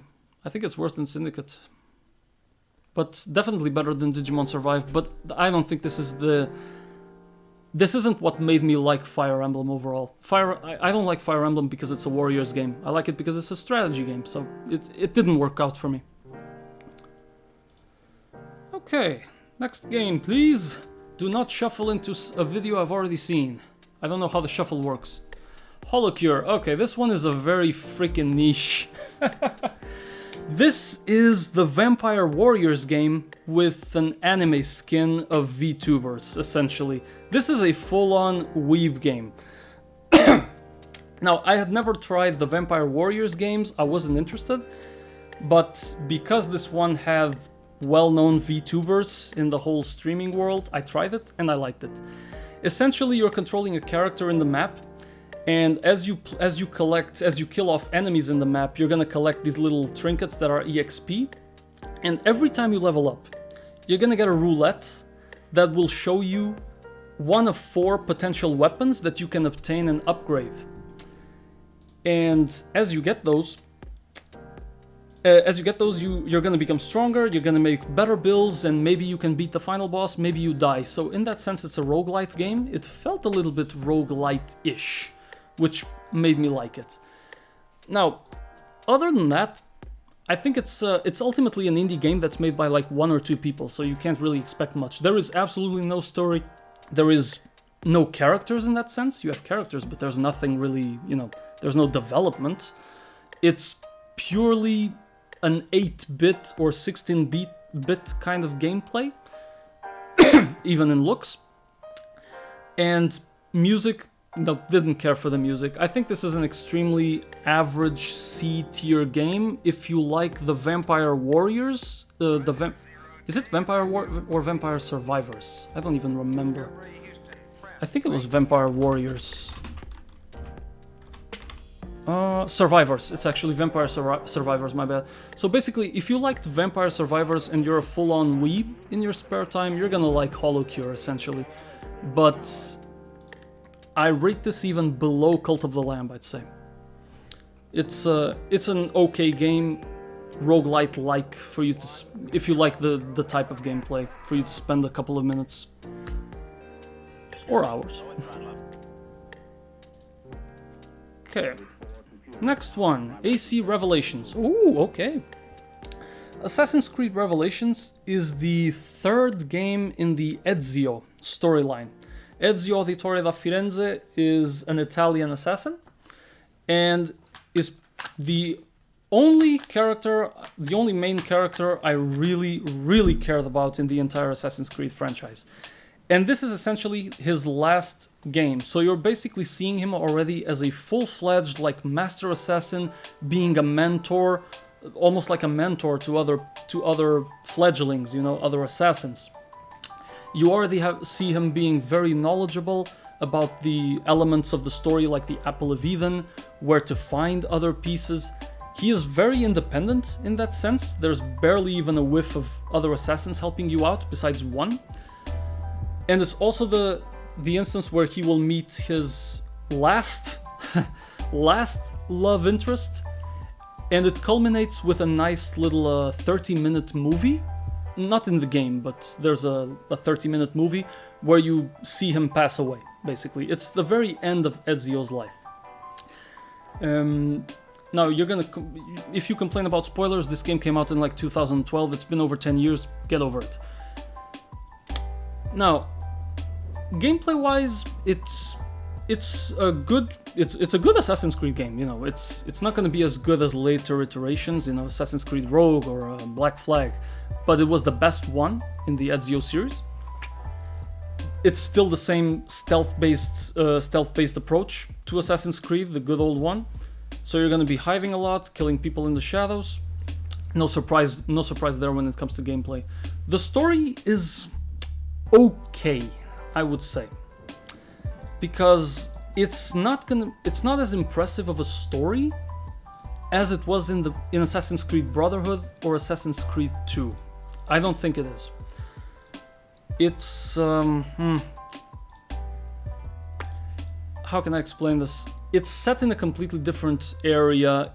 If you've played Assassin's Creed 2 and Brotherhood, they are set in Venice, in Rome. You're gonna see a lot of Italian areas. Revelations takes a whole jump and suddenly you're in Turkey. I didn't really feel for it. I mean, I enjoyed the different look of it, but I didn't feel like it added that much story-wise. You could have done the story in a different place and it would have been the same. So I don't think the location actually affected the story that much, in my opinion.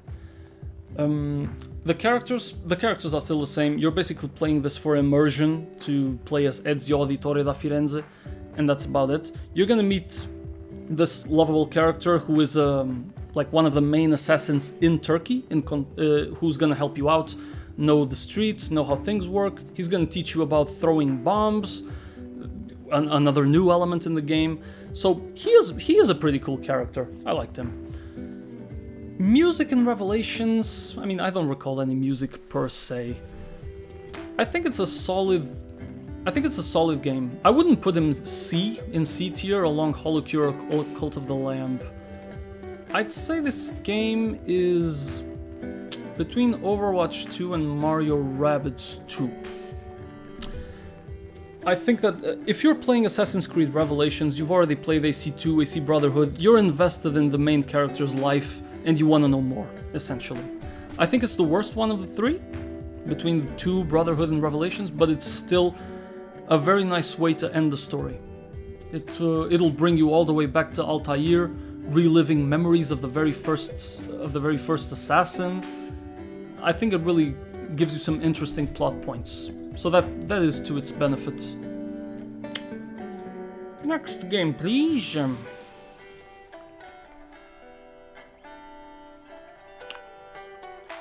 Show me Mario Kart 8 Deluxe. Okay, I mean, I haven't played all Mario Kart games. I mean, I come from Mario Kart in the Game Boy Advance and Mario Kart for the DS. I mean, out of those, definitely the best Mario Kart game I've ever played in my life.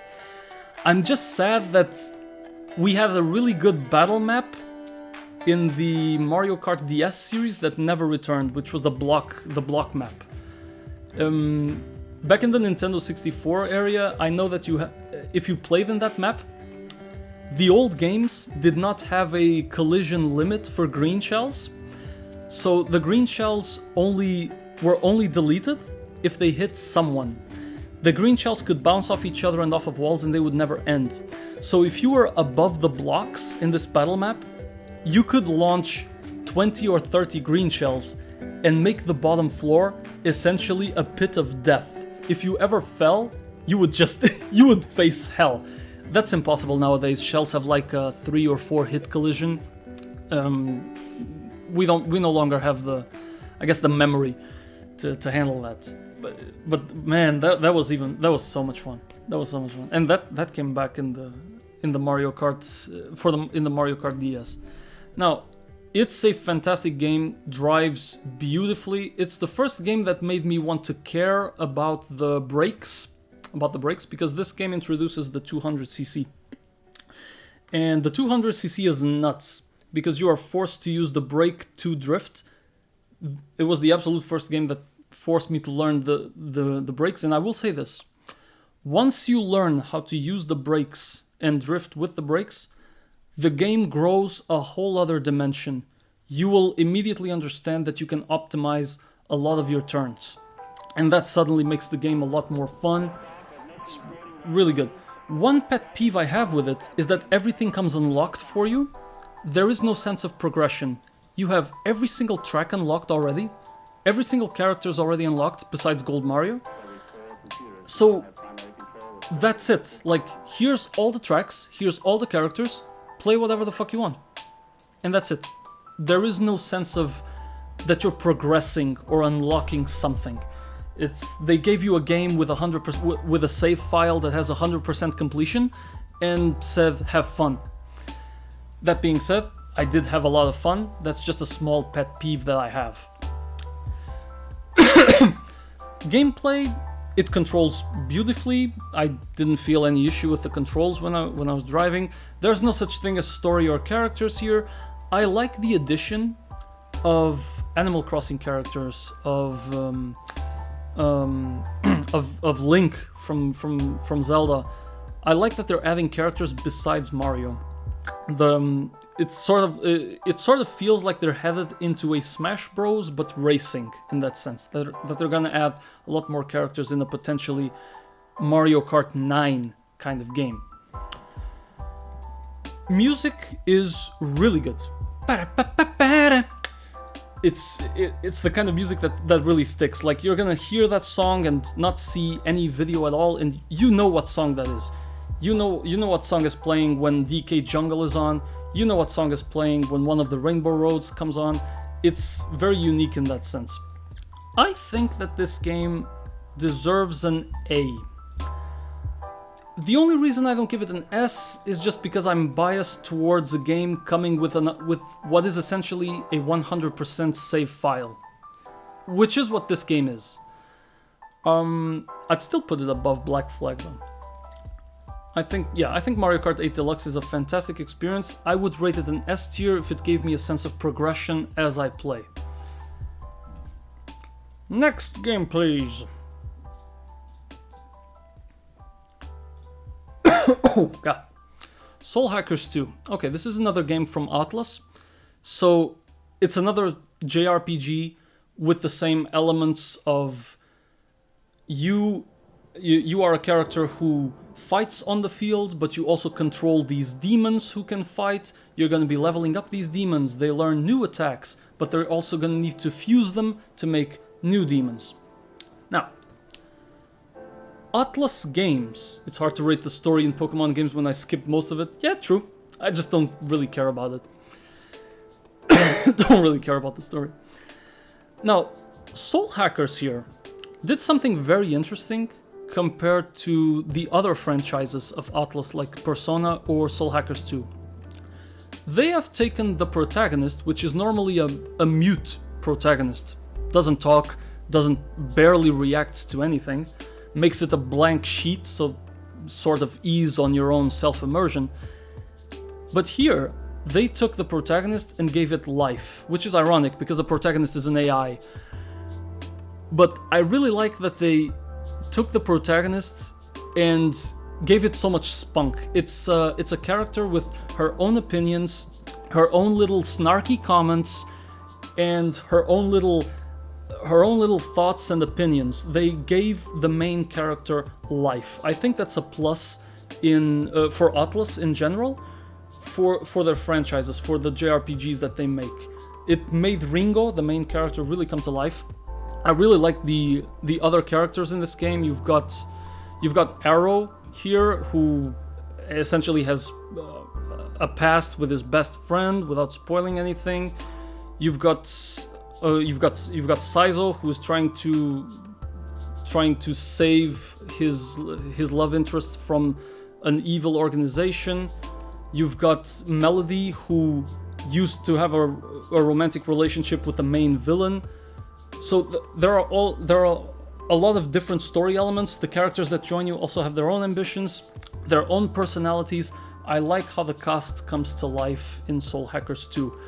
Now, with that being said, it's a game that's below the other franchises. It's definitely below Persona 5, like no dice. But it's even below Shin Megami, because I think they made a lot of mistakes. The game came out incomplete when I played it. You couldn't run, for example. You could only walk. Running was implemented by the time I finished the game.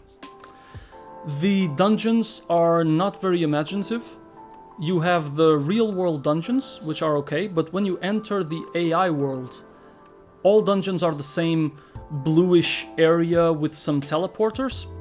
And they've even introduced what is the most annoying, the absolutely most annoying feature I have ever seen for exploration. One-way teleports. If you want to actually explore the full map and unlock the full map, you want to find everything. And it's easier to clear the whole map if you teleport to an area, clear it, and then teleport right back. Not here, you won't. Here, you get one-way teleports, and suddenly you're going to be confronted with a floor that has like 9 one-way teleports. 8 of them are going to send you way back to places you've already seen, and 1 of them is going to send you to the way you want to. And if you're exploring everything, if you're second, for example, you take the first teleport, oh, this was wrong, I've already seen this. You take the second teleport, oh, this was right, this is new. Crap. Now I want to check the others to make sure I'm not skipping anything.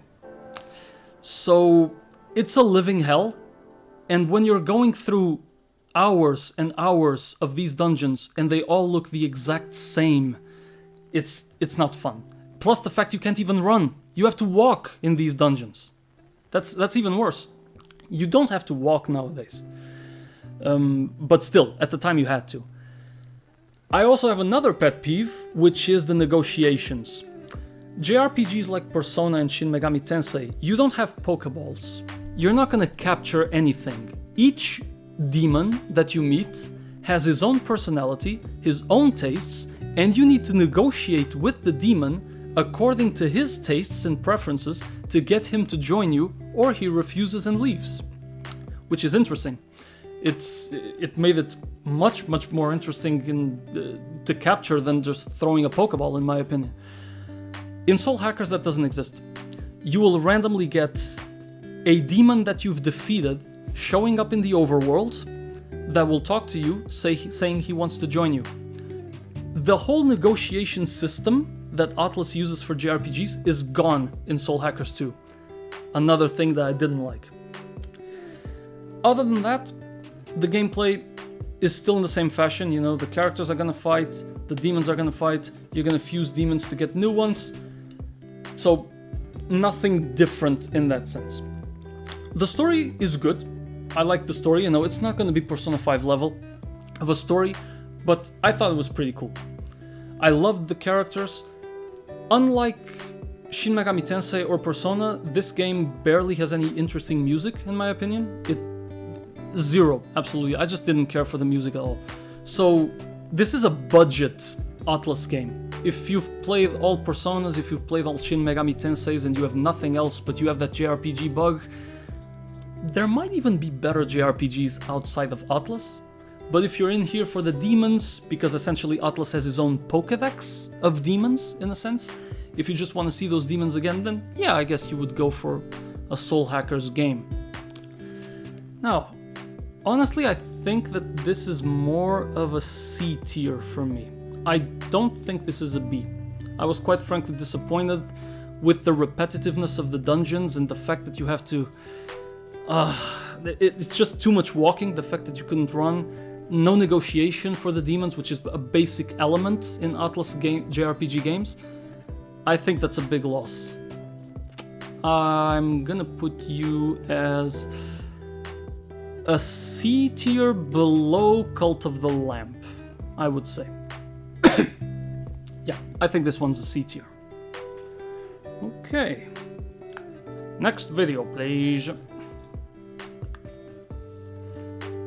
Yu-Gi-Oh! Legacy of the Duelist Link Evolution. Oh, I can't really be unbiased here. I'm a sucker for Yu-Gi-Oh!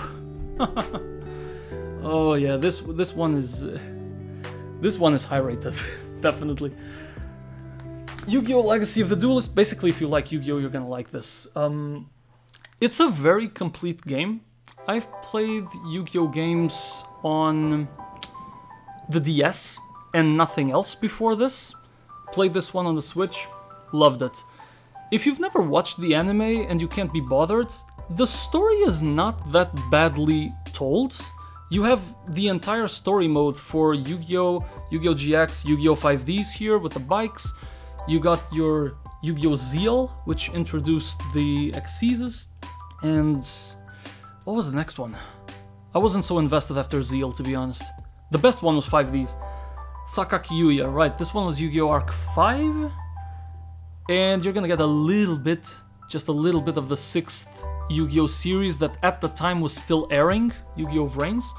So, this story-wise, it's very complete. If you want to know the stories, the characters, and because it has characters from so many different series, it's the most complete game. It has the most number of cards that I have seen in a Yu-Gi-Oh! Game, not including the multiplayer games.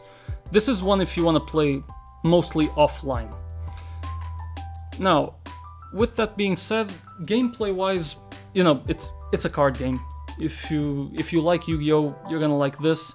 You have a bunch of cards up to, I think it was what, like 2000... It got an update. I think it had cards up to like 2019 or 2020. It was very complete in that sense. Now, me personally, I have an issue with this game. This game crashes.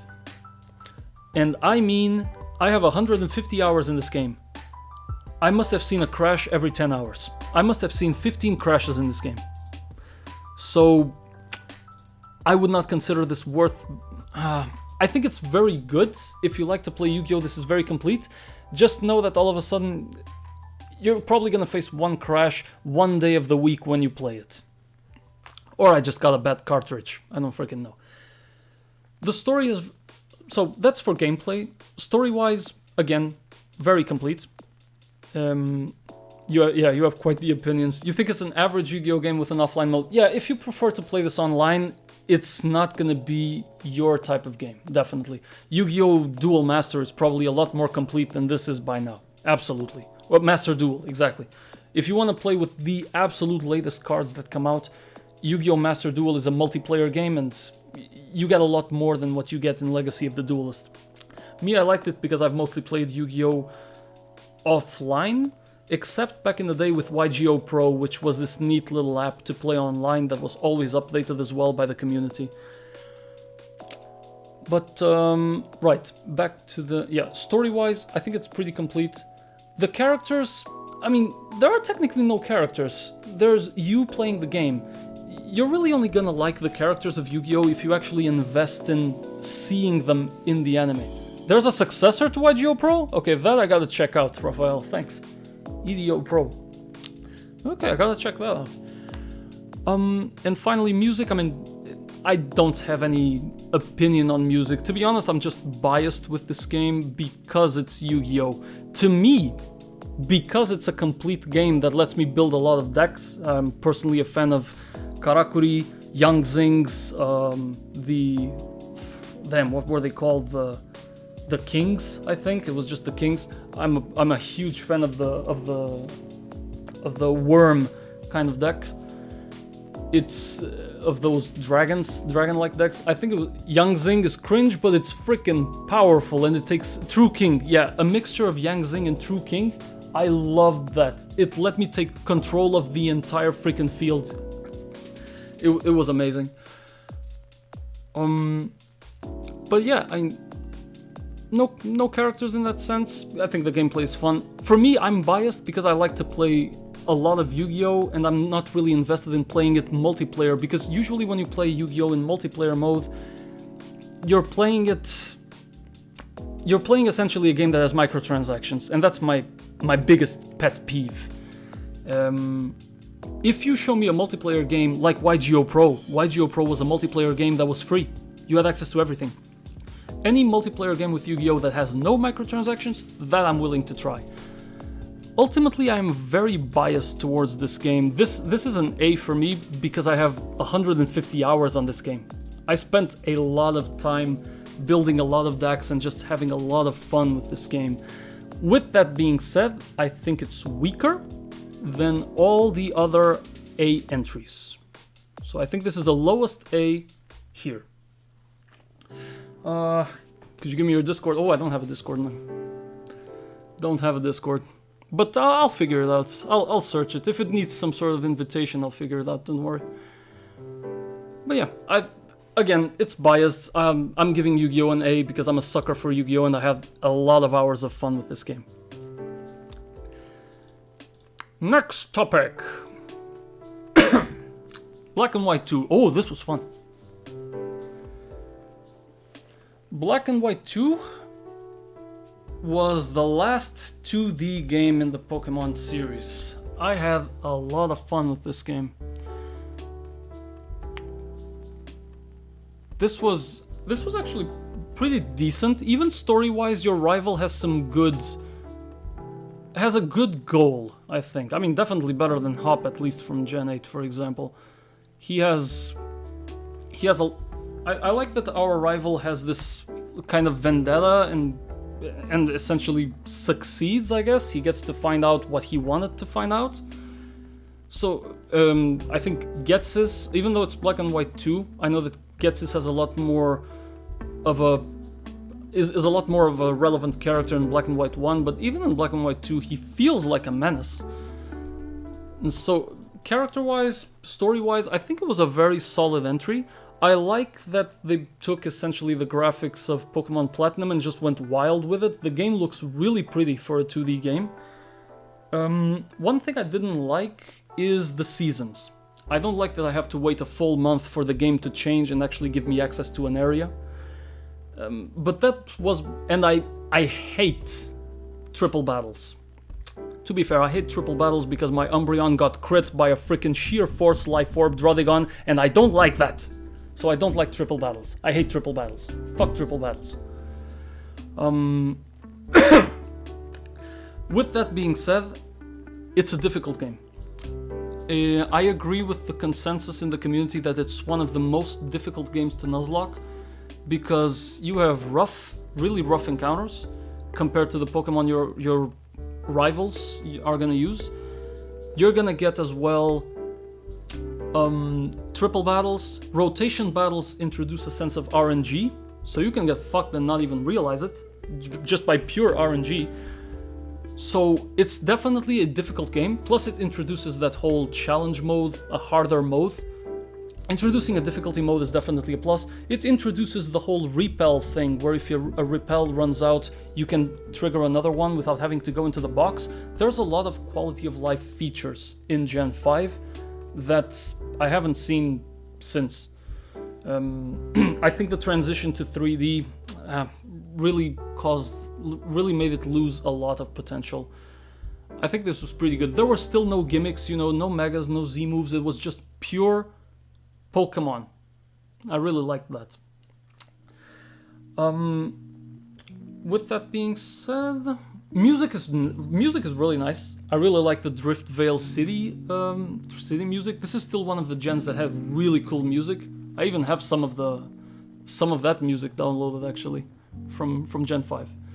I think it was really, really good. I think that this one, to be honest, I think this one is the only one worthy of an A.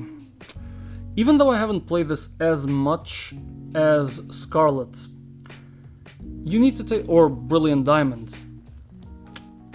Scarlet, even though I think Scarlet is one of the best Pokemon games there is, Scarlet is one of the best games because of its multiplayer elements.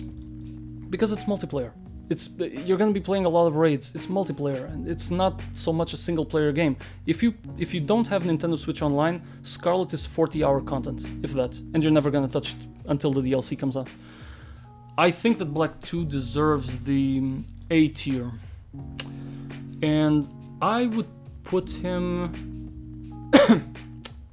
I think, below Mario Kart and above Assassin's Creed Black Flag.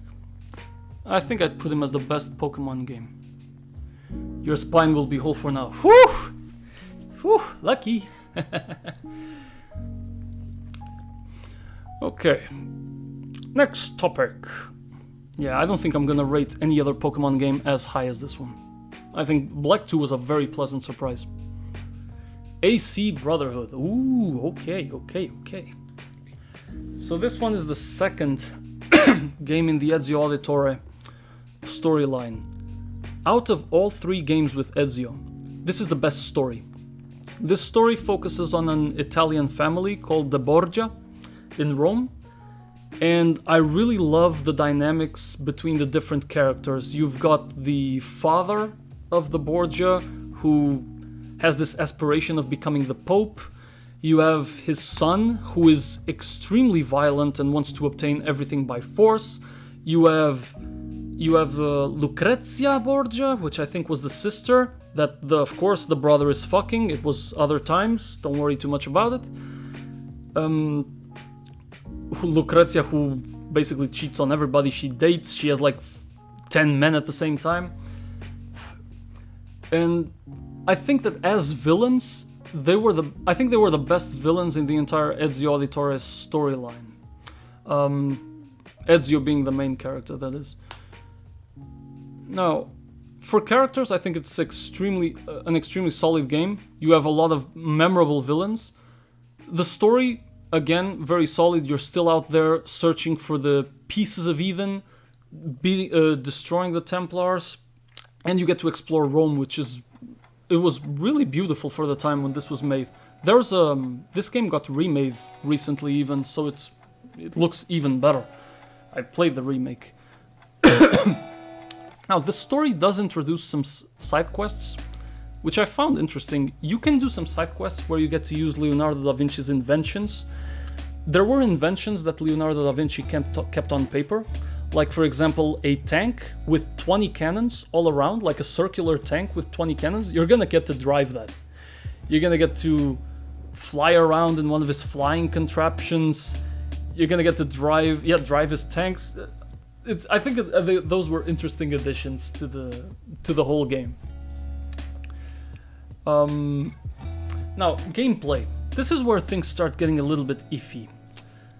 Assassin's Creed Brotherhood introduces some interesting elements where you can't do this alone. You can't defeat the villains alone as a lone assassin, so you need to find other people that are oppressed in the streets. You're gonna find just random NPCs just being attacked or oppressed, and you can invite them to become assassins.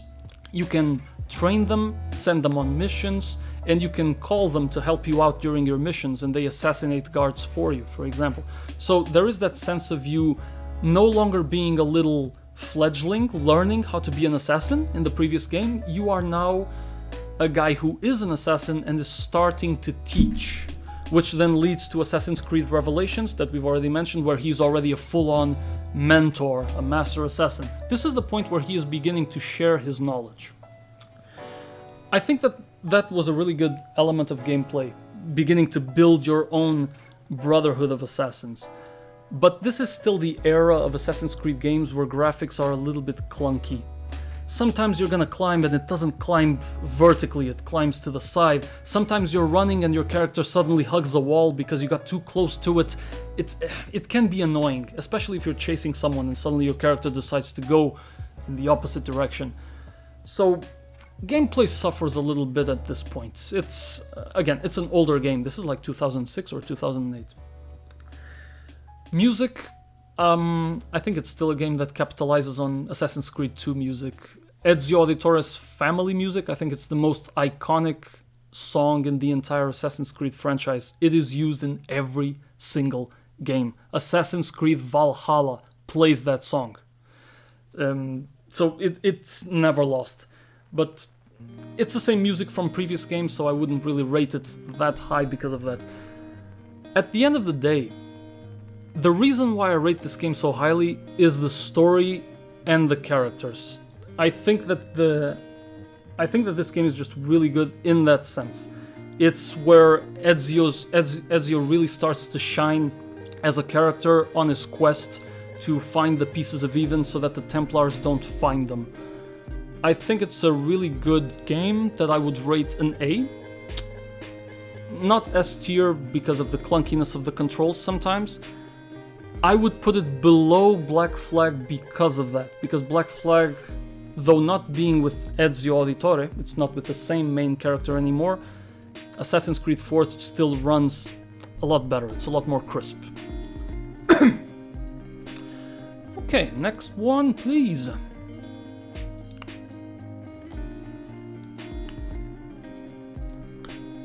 Oh, okay, this one is a very old one. This is the Pokemon trading card game for the Game Boy Color. I played this one when I was a kid, and I'm pretty sure I brute forced this. I had no idea how to play Pokemon. I didn't know how to play Pokemon TCG. And even now I don't know, because Pokemon has changed in the past 20 years since this game came out.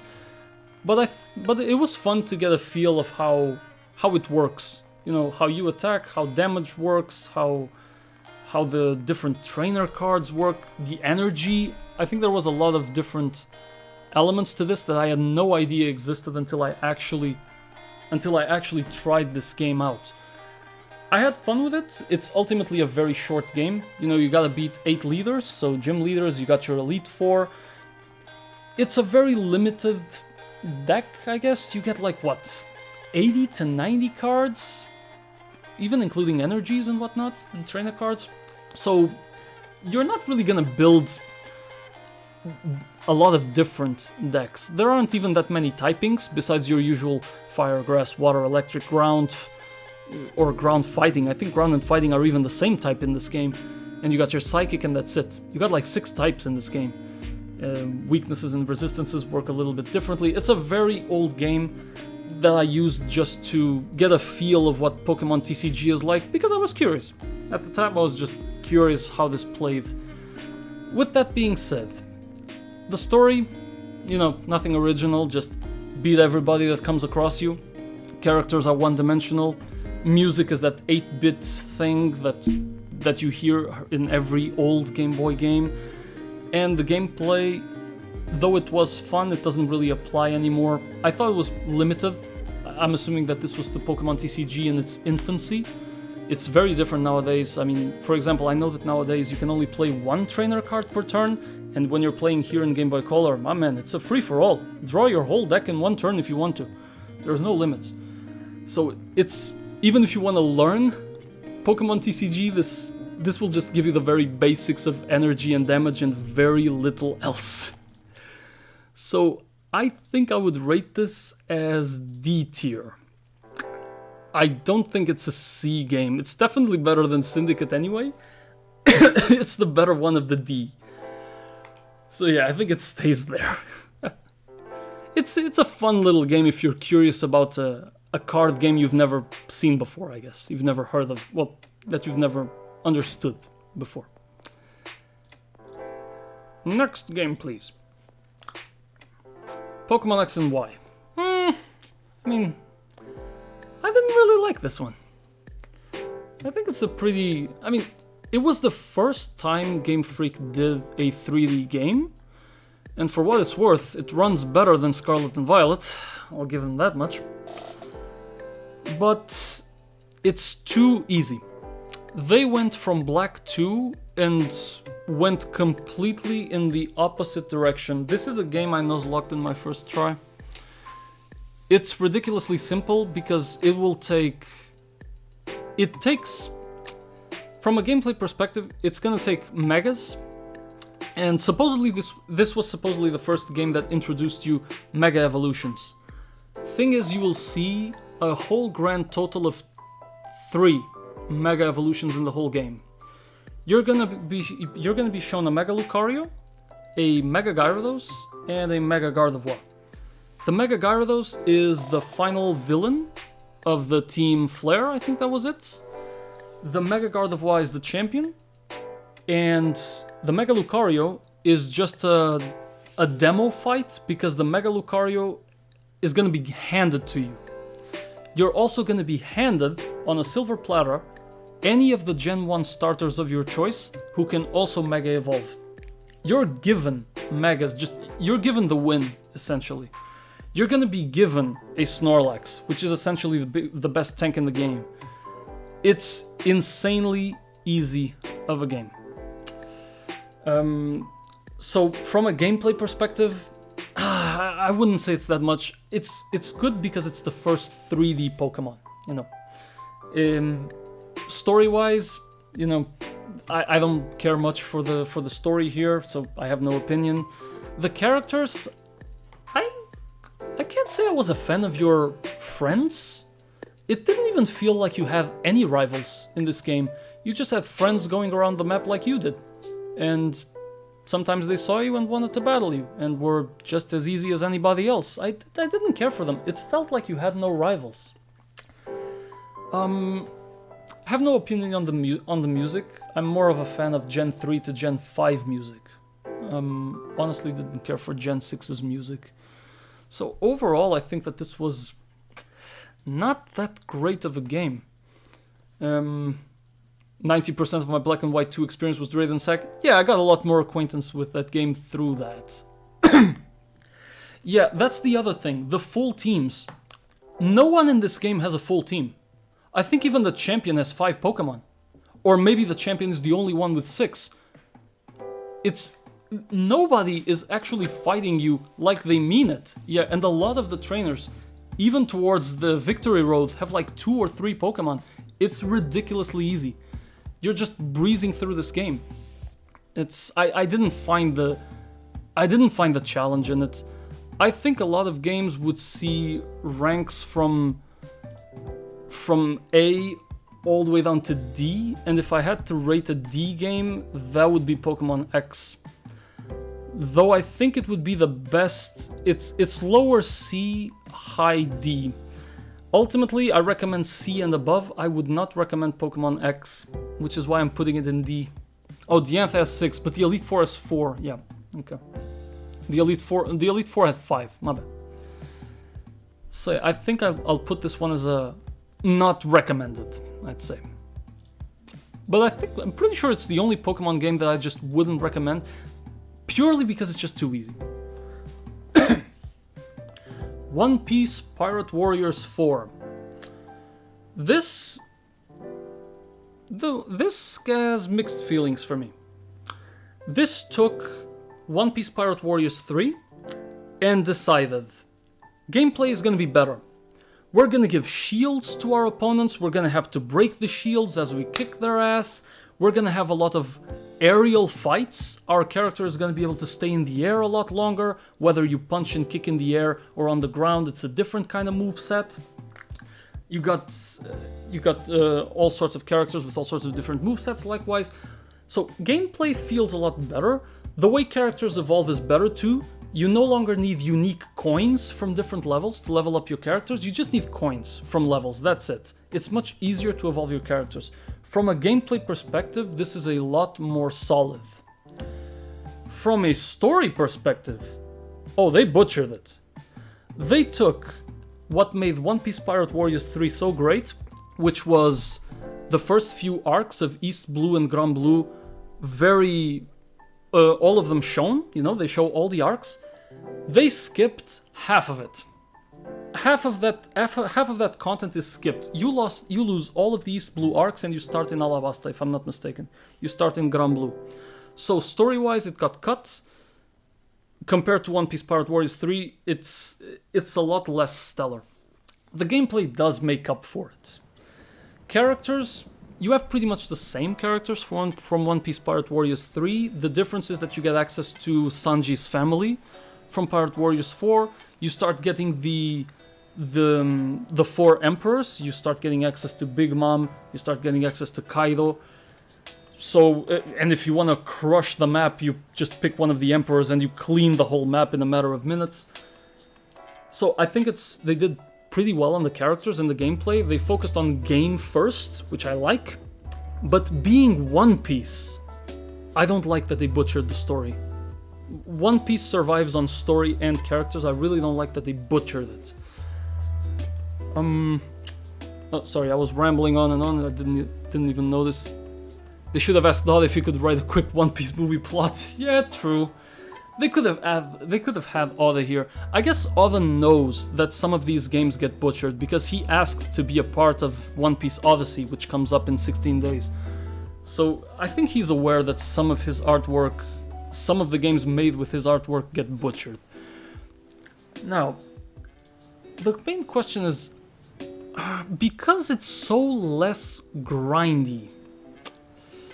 On the one hand, this game is less grindy, because you don't have to search for specific coins to level up your characters.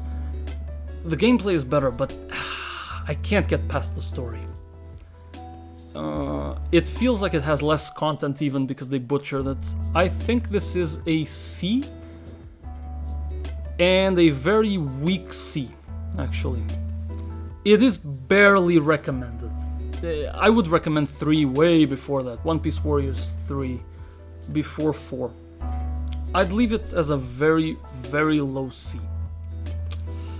If I recommend Mega Evolutions, yeah, Omega Ruby or Alpha Sapphire. I keep getting recommended that. If I want Megas, I need to try that one out. True.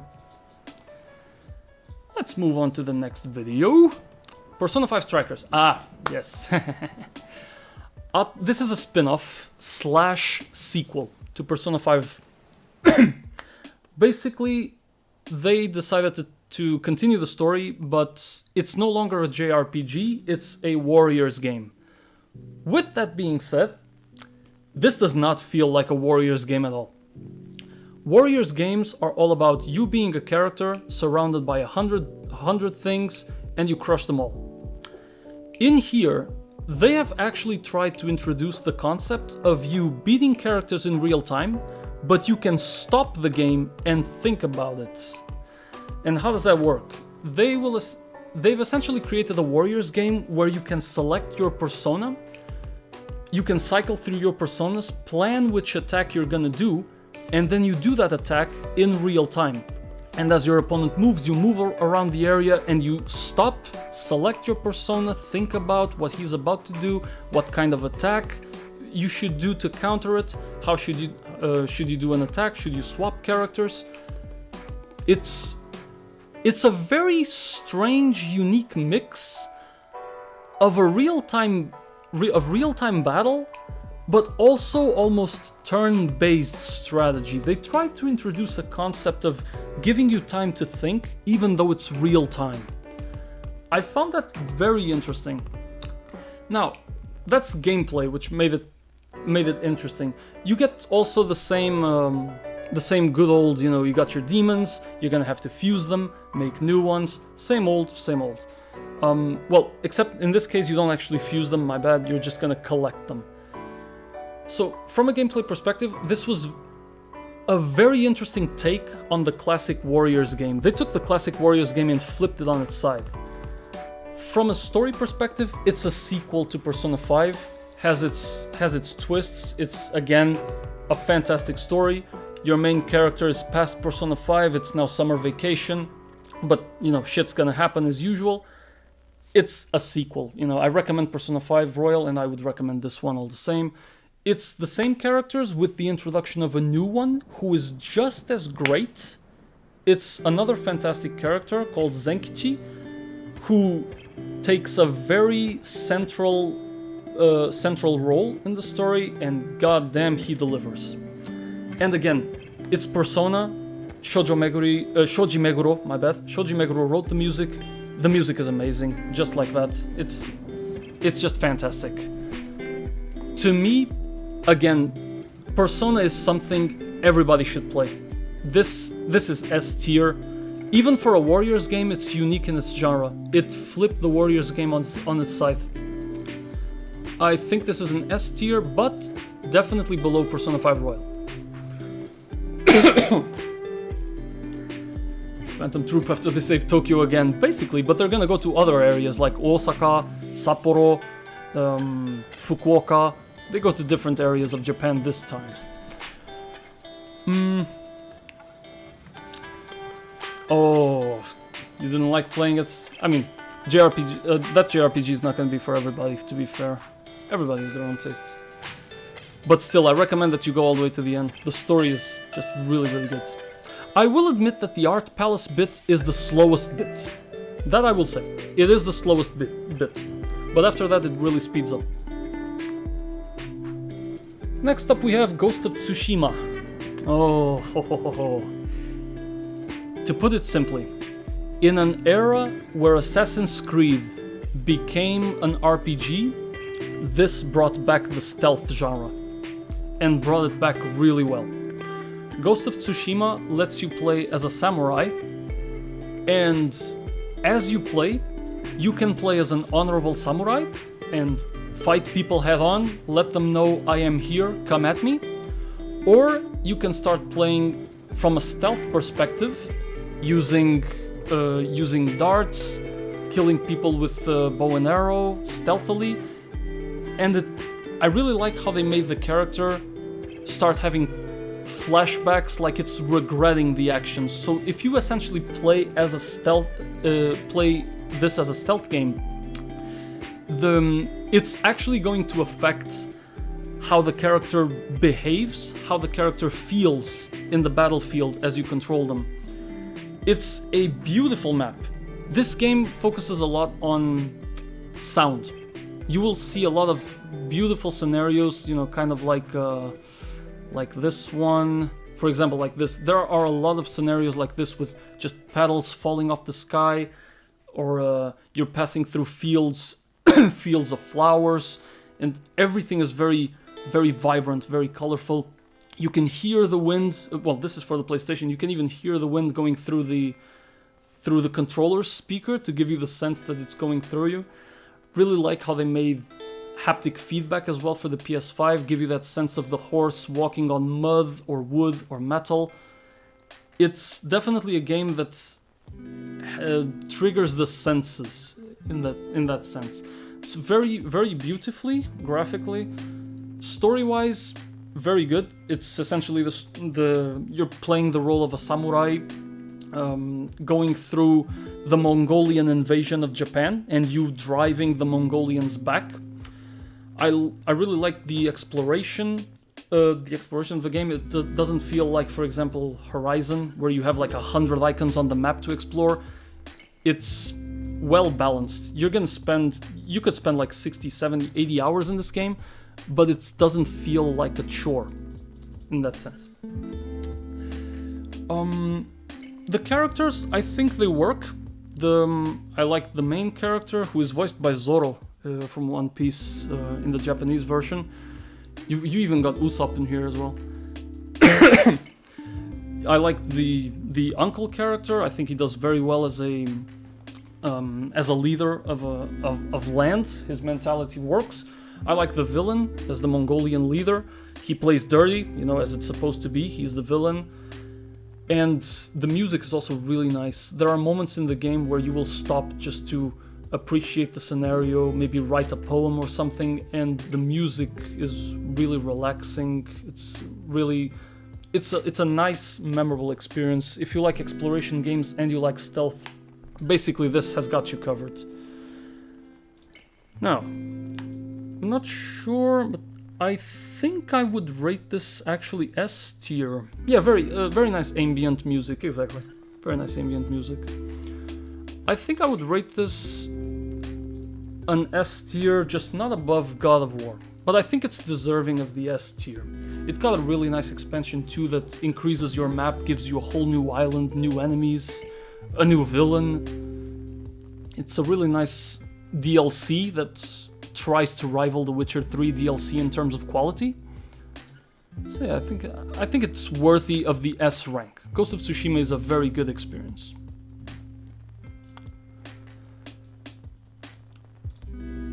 Let's jump onto the Pokemon Legends Arceus. Pokemon Legends Arceus was a very nice surprise. This game was developed at the same time as Pokemon Scarlet, which makes it clear that Game Freak split themselves in two teams, and one of them developed Scarlet and Violet, and the other team, which made Legends Arceus, had the opportunity to experiment with new things. Experiment with a new catching system, with a new battle system, implement easier ways to evolve your character, simplified EVs and IVs. It feels that Arceus developed that true open world experience. Exactly, the experience that fans have always wanted.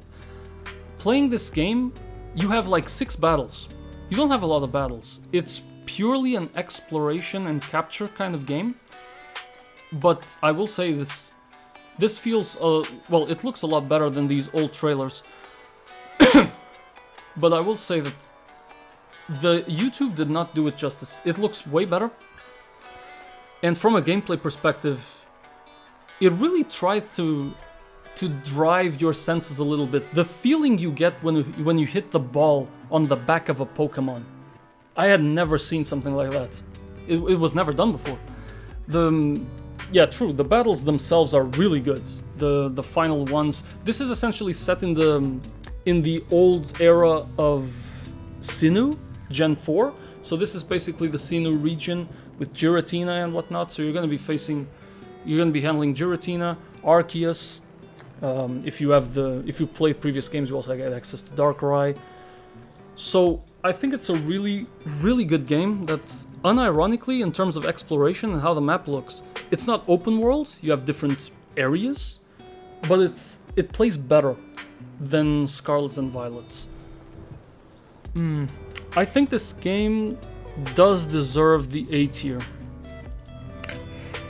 The only question is, where do I put it?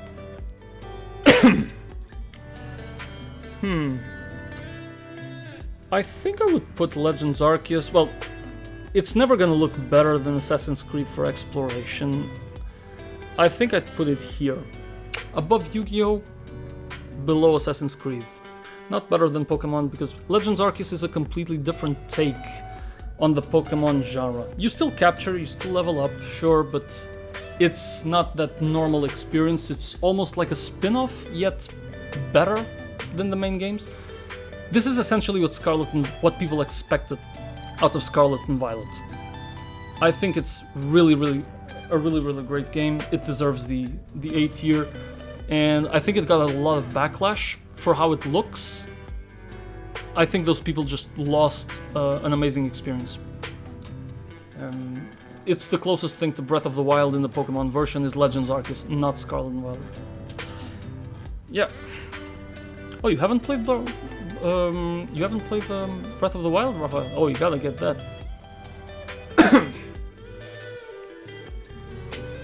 Next up, Assassin's Creed Rogue. Okay, we've been getting these a bit jumbled up. The order of the games is Assassin's Creed 1, which is with Altair, I haven't played that. 2, Brotherhood and Revelations, these 3 are with Ezio. Then you got AC3, Black Flag, which is 4, and 5, which is Rogue. Syndicate was 6th. Well, was the next one, I mean. Oh yeah, you only got to switch recently, true. AC Rogue came immediately after Black Flag, and it tried to focus a lot more on Assassins and Templars. It's no longer so much about the pirates. You've got a smaller ship than Black Flag, you're still gonna get to sail, you got your sea shanties and whatnot. The gameplay is better. This is, gameplay-wise, purely combat-wise, the most fleshed out of the Assassin's Creed stealth games. It's the most fleshed out. You get access to all sorts of weapons, they control beautifully. The ship combat didn't feel as relevant as I see Black Flag, but your inland assassin combat was crisp. With that being said, the story, not as good. You know, you come from the Ezio's trilogy games, you've been through Black Flag, which was a fantastic pirate game. This is more of a story about how an assassin becomes Templar. It's a bit of a different take on trying to make the Templars the good guys and the assassins the bad guys. It's not the nature of Assassin's Creed already. You can already see the shift happening within Ubisoft at this stage. Hell, at this rate, I think even the minigame had some microtransactions involved. So, some time savers, as they call it. So, I don't think that this is better. It still gets high marks for its gameplay, but story, characters, it's just weaker. It's a weaker game. I think that Rogue should be in C, and I would put it, I think, a very high C. I think that's how it should be. It doesn't get that B treatment, but I think it's fine as it is. Next game, please. Oh, misclick there. You got Hopes, Houses, and Violet. Pooh, you have plenty to play for a while. Assassin's Creed 3. Okay. This game introduced some interesting stuff at the time in the Assassin's Creed genre, where you could finally climb trees, not only buildings. I really liked that. This is already with a different protagonist, though. In the real world, the guy controlling the character in the past is still the same, it's still Desmond, but it's no longer the Ezio Auditore trilogy. Now you control Tatuna Keton, aka Connor Kenway. And it's just basically a story of how these indigenous people have been mistreated by the Templars, and this guy seeks a better life for them, and seeking a better life for his people essentially means getting rid of the Templars. As a consequence, he becomes an assassin, basically. I don't think... honestly, I didn't find the story that fun, because this game also suffers from using two protagonists. You're gonna play with one character, and later in the story, you transition to a different character. I think that ruins immersion. I don't think it worked for the Assassin's Creed 3 game.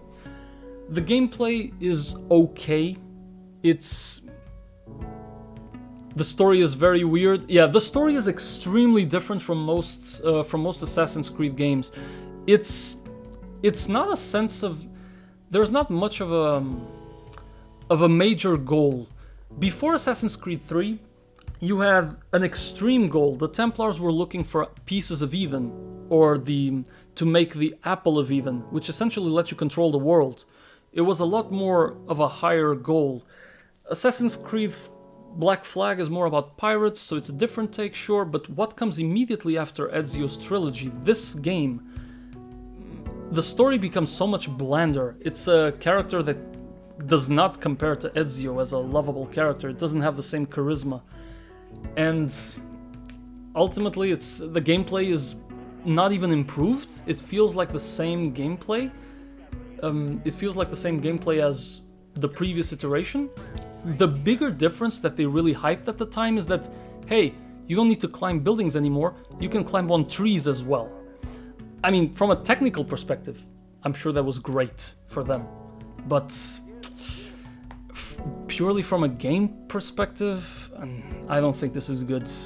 It's not as bad as Assassin's Creed Syndicate, but it is still one of the worst ones. I would rate this one a low C. A low C. Not as bad as Syndicate. I would still recommend 3, but only if you've played like every other good Assassin's Creed game, I guess. I think it's fine like that. How you say some stuff like zeal? Yeah, cause Zexal is not a word. And the logo in Yu-Gi-Oh! Zeal has the X completely different from Zeal. Oh, you don't have to climb them. It's just there. You don't have to climb any trees. Attention to that. It's just something you can do. Shin Megami... We're coming to the end now of the tier list. Shin Megami Tensei 5. People have waited years for another iteration of Shin Megami Tensei. If Persona is the happy-go-lucky, where you always get that happy ending kind of game, Shin Megami Tensei is the genre where everything goes to shit no matter what you do.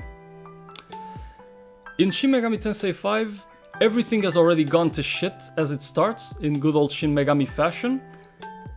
You you got your main character, you're still gonna get the combat where you fight alongside your demons. The difference is that you're alone. From a gameplay perspective, the difference between this and Persona 5 or Soul Hackers is that you are alone, but you can control 4 demons, and the 4 demons are gonna fight alongside you. It's a really good game, has pretty decent story. The characters are okay. I can't say I cared for that much of them. Some of the characters go through this transition. Some characters will follow the angel side or the demon side, but the way they made some of the characters choose a side felt very forced. Some of the characters developed a personality like within 5 seconds. It just came out of nowhere with no development. So I don't think the story is not as strong as Suit, but the gameplay is fantastic. I think it has a lot of quality of life features. For example, if you're running around the battlefield, you're probably used to when you're running, you keep a button pressed like R2 or something.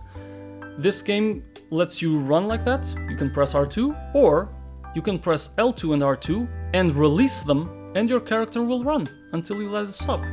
You don't need to press anything for your character to run, and I think that's really good. It was just a small thing that I really liked. It's not open world, it's like open area kind of thing. You've got a lot of demons roaming around. In the actual overworld, there is no like random encounters like Pokemon. They're like Pokemon, or even the old Shin Megami Tensei games, where you would randomly get encounters. Here, the encounters are just in the overworld. You can choose who to fight and whatnot. The game is still difficult, and I mean difficult in the sense that if you go to a boss at level 15, the boss is level 15. I mean, and you're going at level 14, you are going to die. You will lose, guaranteed. If you're level 15, it's a good fight. The game takes really good care that if you are under-leveled, you're just gonna get your ass whooped. I got my surprises. I went into this game not underestimating it. Never underestimate the Shin Megami Tensei game. If you're fighting the fiends, if you're fighting the bosses, this is not Persona. Bosses in Shin Megami Tensei are genuinely difficult. Even if you pick normal mode is normal mode. It's not easy. This game is gonna kick your ass. So don't underestimate it, explore the maps, do all the side quests. There's a bunch of side quests with all kinds of demons. There's still the negotiation method. So this is Persona, but darker. And I think it's very much worth playing. Now, I don't think I would rate this... Well, actually, I think I would rate this S tier. I think it's worthy of the S tier. Despite the fact that some elements of the story I didn't care for, the gameplay is just Persona, but with the difficulty cranked up. and I really like that. I put this above the Strikers just because it's a different genre. And finally, well, I'm assuming that Assassin's Creed 2 is going to be the last one. Kind of fitting. It is the very best Assassin's Creed game. This Assassin's Creed game is the very first game where you meet Ezio. This kid is a little punk in the streets, you know, he's got charisma, he gets the girls, he gets into fights with some other punks in the street. He lives a fun little life with his brother, just having fun around town, no aspirations, no nothing. It's just a good life they lead, and they just hope it never changes. It'll change, as you can see right here in the trailer. Oh, wait a minute, I just realized that I'm not even showing it, am I? Right. Assassin's Creed 2, like I was saying. So the kid starts off as a punk and whatnot, hoping his life never changes. The life does change, you know, starts getting some people hanged by Templars. And that's how the motivation becomes, that's how he gets his motivation. The main driver for this kid, essentially, to become an assassin is revenge for his family. You get to meet Leonardo da Vinci, you get to see the very beginnings of becoming an assassin, of being trained in how to climb, being trained in how to mingle yourself among the public so you stay undetected, how to hide, how you obtain your hidden blade. It's the origins of the best assassin in the whole franchise. And if you think this game is big when you look at the map of Venice, then you will see the map of the second town you go to, and the third, and the fourth. Every time you think this game is big, this game has enough content to make 2 games nowadays. This is big. For the time and even nowadays, this game is insanely big. Nowadays this would have been split in 2, no doubt. Character, fantastic. You're basically just worried about Ezio, but the people who are gonna teach him are very likable characters as well. The courtesans who are gonna teach him how to mingle with the public, really nice as well.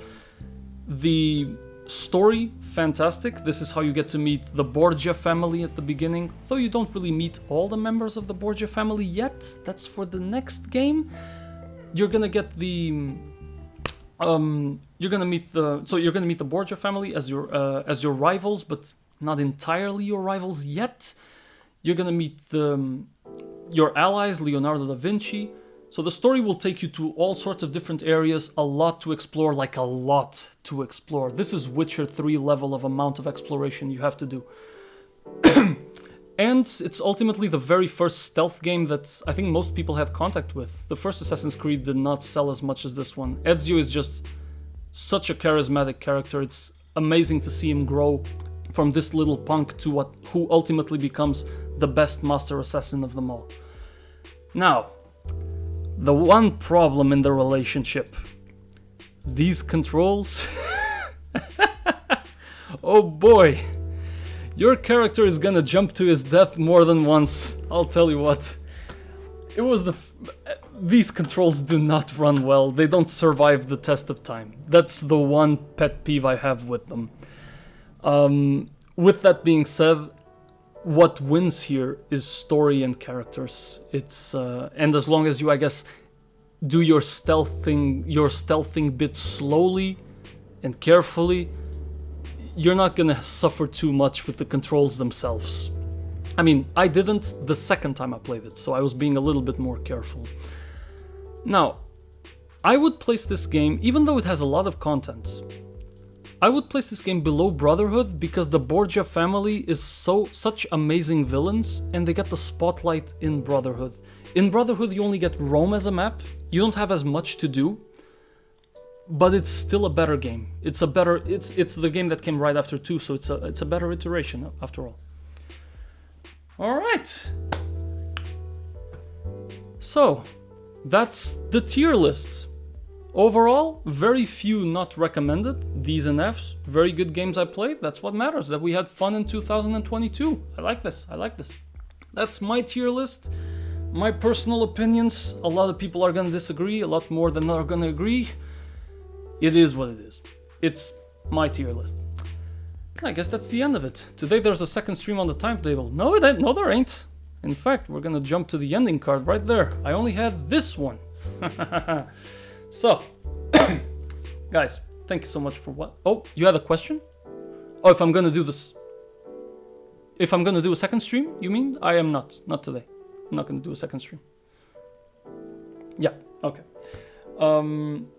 But yeah, thank you so much for watching. Hope you guys enjoyed the stream. Tomorrow we're back on Overwatch 2 competitive. See if we can get some more games to see if we can finally climb to platinum. Once again, thank you so much for watching. Hope you guys enjoyed the stream, and I'll see you guys tomorrow. Bye!